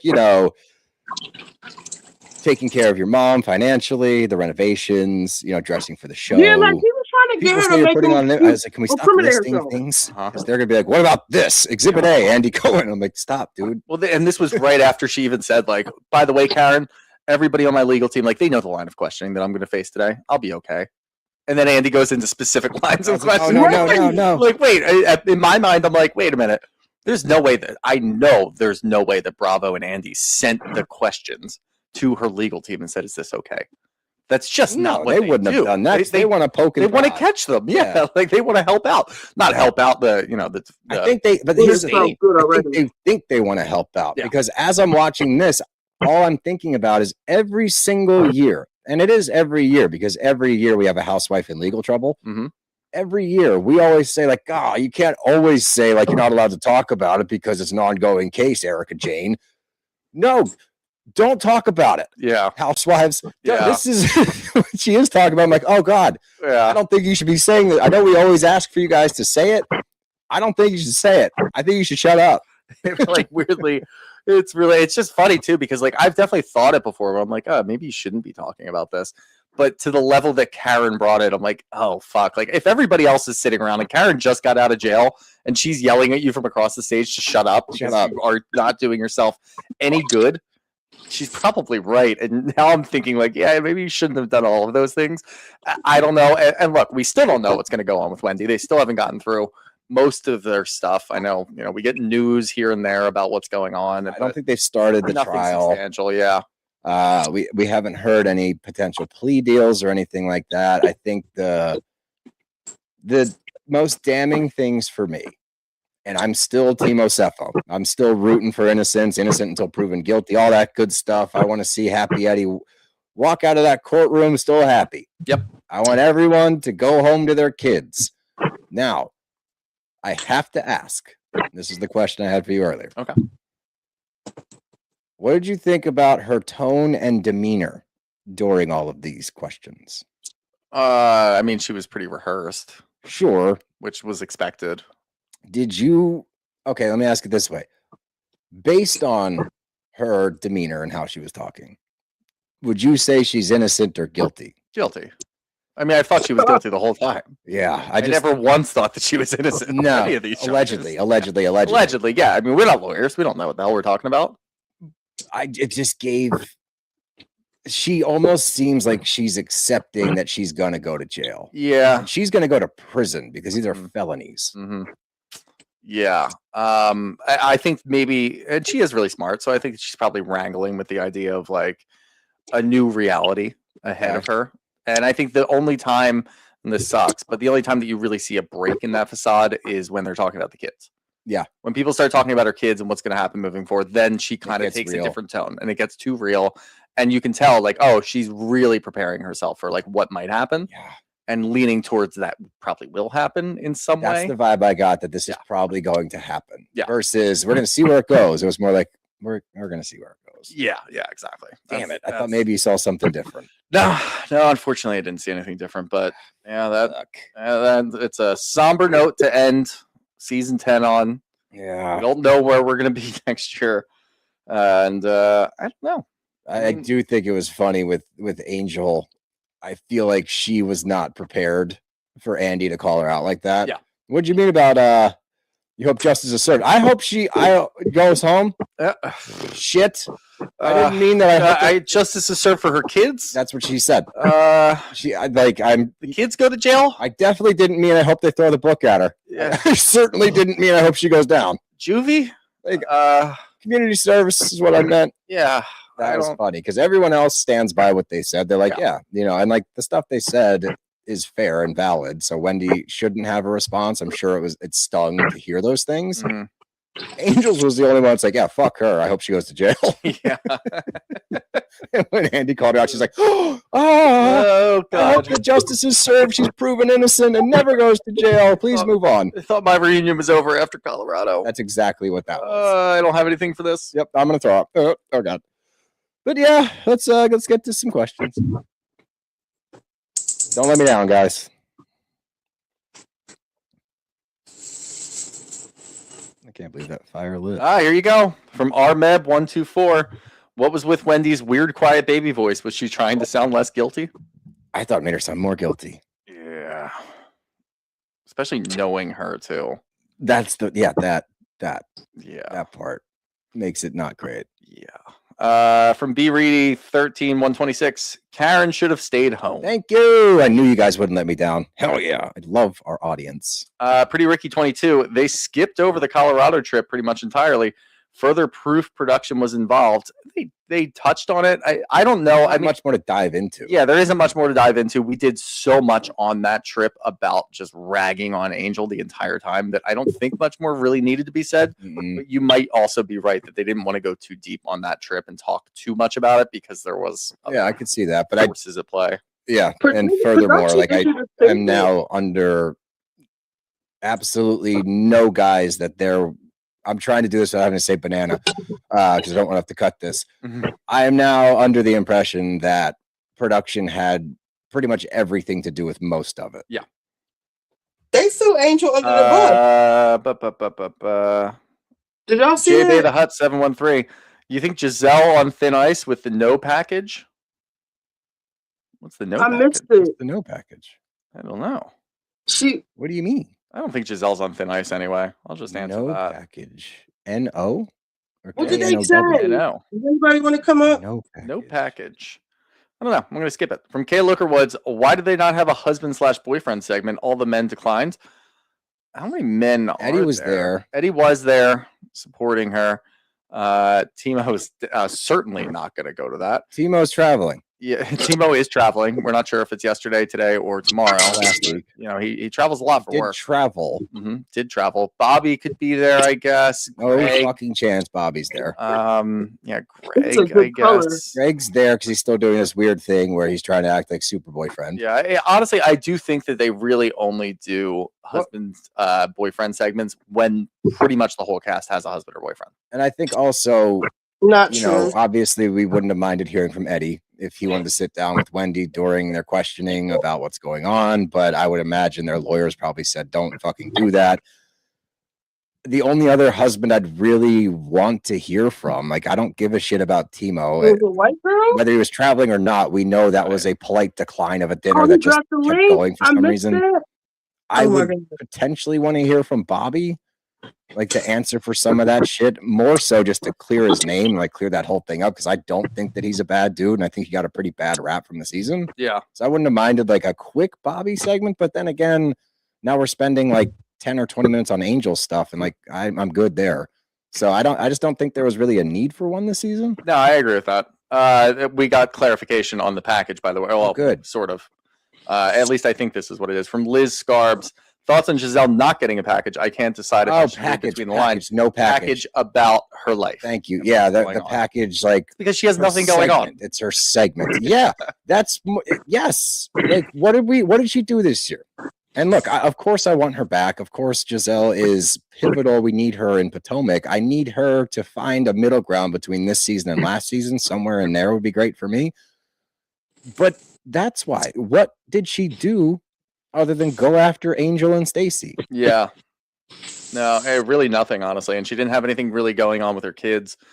Her dad's will situation, but that was a quick we talked 2-minute about segment. that really quick. Yeah, she didn't really have anything else going on, honestly. No, she had this was a bad Giselle season. But it's also, again, there's so many people on this fucking show. That too. I do think that they can do themselves some good and downgrade a little bit, but you're not going to have, a bunch of personal storylines, especially for somebody like Giselle. No.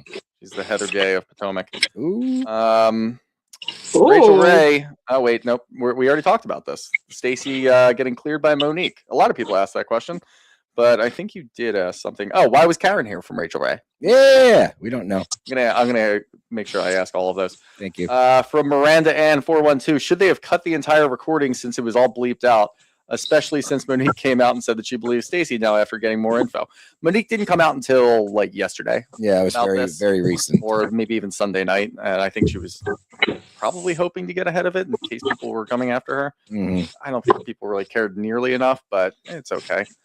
And we'll do one more here from Josie T. Bear. Did this need to be 3 parts? Was nice, though, for Karen to own a bit. On what? I don't know about that second part, but none of them need to be 3 parts. No, we say that every year, but I don't know to what you're referring to. Her owning things. Yeah, she was owning less now than she was at the one-on-one thing, Yes. but she also didn't really own a whole lot. Yep, and I know I'm going to get comments, people trying to defend Karen. You're not going to, and I'll chalk it up to you don't fully understand recovery, and I don't fault you for that. It's a very nuanced topic, but no. Nope. But anyway, that's a wrap on Potomac season 10. Thank you, and 5. we'll see next year. Who's back? Yeah, I don't know. There has not been. We know Jazzy. Jazzy's not coming back. I think Kiana is on the chopping block. Angel's probably on the chopping block too. I would think, but that's where I was like, maybe we haven't heard. And here's what I'll say before we go. Due to what happened this season and the potential production fuckery that was going on, I am not opposed to giving Angel one more shot. No, I'm actually fine with giving Angel one more shot, especially knowing now that she did get a house in Potomac. She did buy a house. She'll be one of 2 people that live in Potomac with Karen. Yep. And we'll see where it goes from there. I think that weirdly enough, I don't know, looking back, she is kind of funny. I think in a different light now. Yeah. I'm looking at the season differently. I'm like, she can come back. Remove Angel, not a lot happened this season. No. If you remove Angel and Stacy, nothing happened this season. So, yeah, I mean, I wouldn't be opposed to bringing her back as long as, and we already know Jazzy's gone, as long as you get rid of Kiana too. Just Kiana needs to she go. Can go. Yeah, you can drop her to friend. I guess. Can. I'd be okay with that. I would prefer just there's no reason for her to be on the show anymore. I don't think. And then bring Monique in and leave her as a friend of or promoter. I actually don't care. I think a good move would just friend of for a season in which she's like actually frequent a friend of, not like this past season where we got like she's here and then she's not. Yeah, I agree. But that's all I got. You got anything else? Nope. Well, that's our show. Brav Bros gotta get out of here now.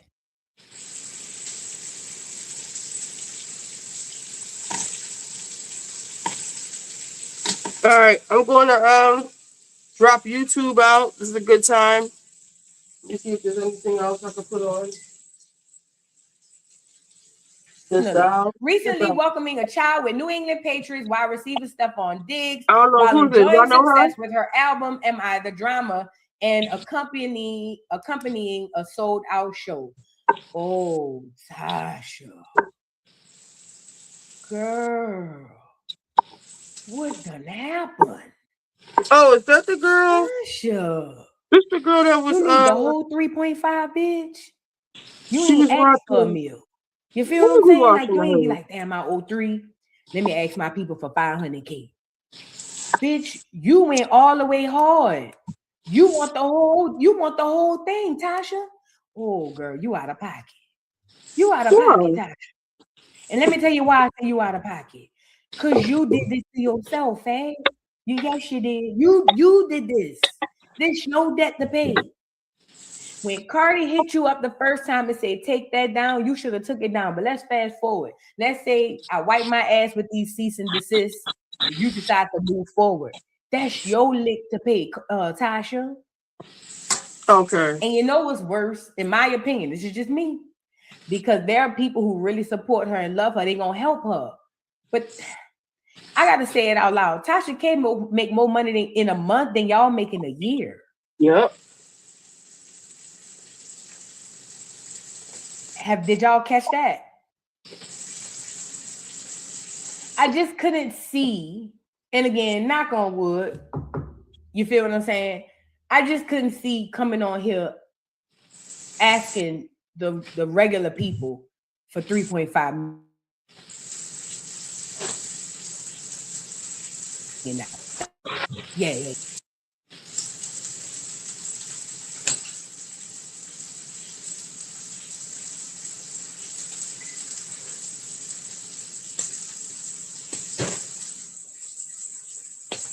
Yeah.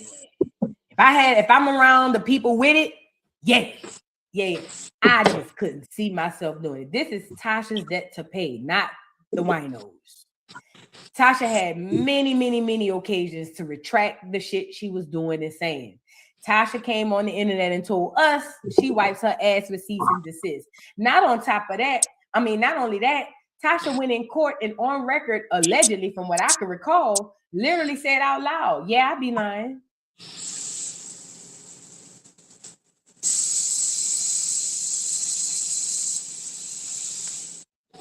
Now you got a GoFundMe for a debt that really you created. I just think this is unfair to the people. I'm just being honest and being real. Shout out to Tasha K. This is no shade, but I'm not gonna go on here and give commentary if I can't say what I won't say. You feel what I'm saying? And what I feel like is, yeah, Tasha K, you out of pocket.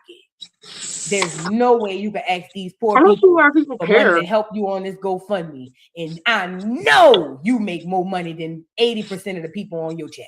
95% of the people in your comment section. And to go to them people and even act. I know some people gonna give because some people, yeah, I get it. People, when they get in the community, they rock with a person, they gonna help. I'm not bashing the people that's helping. I'm really analyzing the idea that she would even ask. You see what I'm saying? And again, you got a $3.5 million judgment. It would be one thing if you say, I need help. Let's start the GoFundMe off at a reasonable price.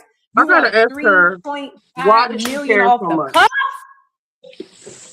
This is giving Jamal Bryant tease, Joel Osteen tease. I ain't even gonna lie. That's what it's giving to me. It's giving me lock the doors. Lock the doors.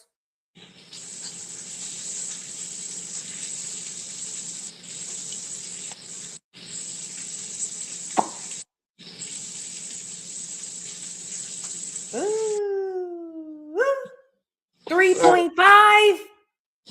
Why do y'all care? GoFundMe up. You want to come on for a couple of minutes, Q? Before we switch to, we got 8 minutes. Oh, girl. I can't believe this. Because I don't understand why the people care if they're not contributing. Oh, my God. Put your hands on her, Lord. Put your hands on her. Let's go see, child. Okay, here you go. Let's go see, y'all.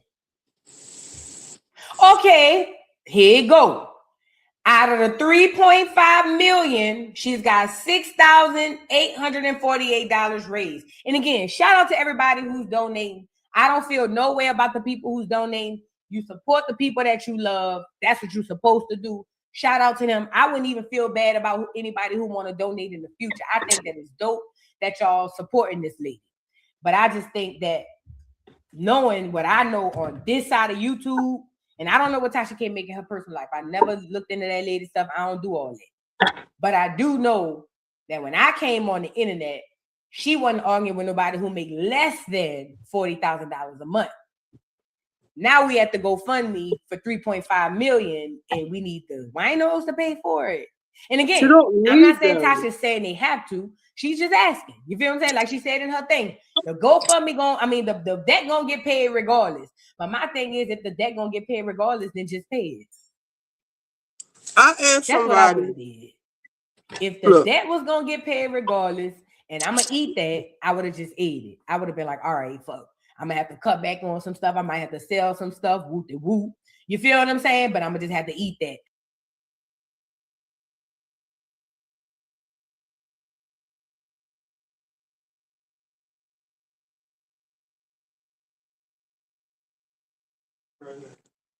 I said, when this first came out yesterday, it said, guess who just reported Tasha K GoFundMe? And I said, because the people, I told you they was reporting it. And I said, wait, why did she ever GoFundMe? She started one as a joke because everybody be talking about her paying that witch. So she said, since y'all also concerned about my debt, why don't y'all pay it? Hello. Hey, ready? Yes, I am. Okay, you between Dickinson and Reed, right? Yeah. Okay, well, come to the door. All right, but let me, you parked? Yeah, I'm parked at the corner of Reed Street. I gotta put it on the plate. Everything's done. Let me just put y'all. Give me a few minutes to put the foil and stuff on the plate. All right. All right. I'm going to start the thing because I'm going to go check on Mo while this man outside while I got to ride. Damn. I guess I can't go on my shorts, can I? And it said it's about to rain. All right. So YouTube.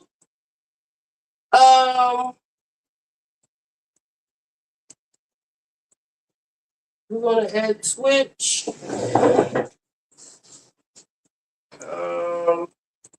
Actually, I'm going to end this because it says the wrong. Should I end this? Because it's the wrong title. All right, I'm going to end this. No, I'm not. Yes, I am. I'm going to end this. And because I can't change it on Twitter. Let me see if I can drop Twitter. Hold on.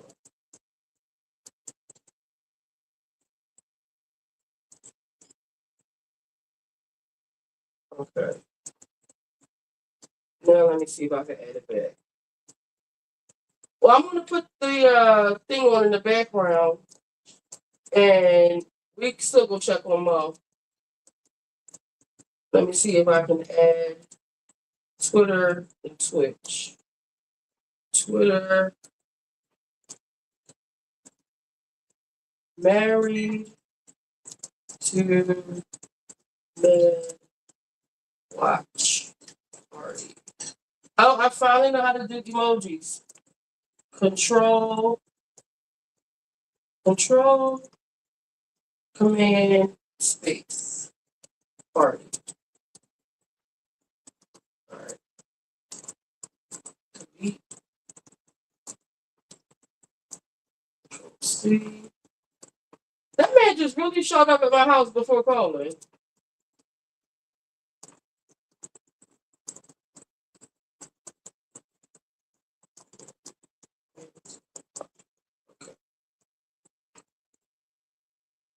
All right, there we go. Let's see the links. Profile. Okay, here's the Twitter link. Share, copy link. This is the Twitter link.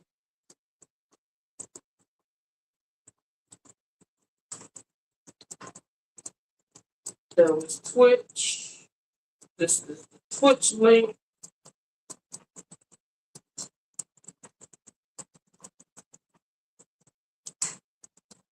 All right, YouTube, we will see you later.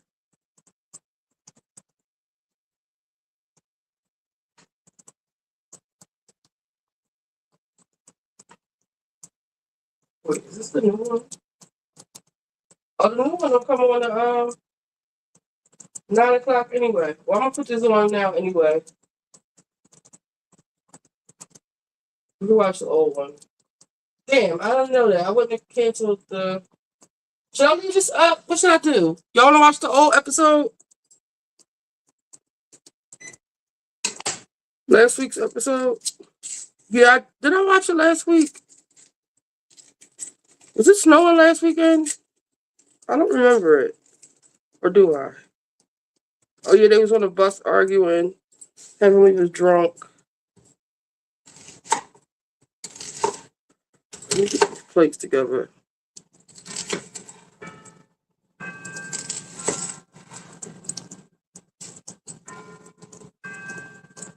But we can watch Joe Budden or something. Well, I'm gonna just leave it on just in case I'm not back.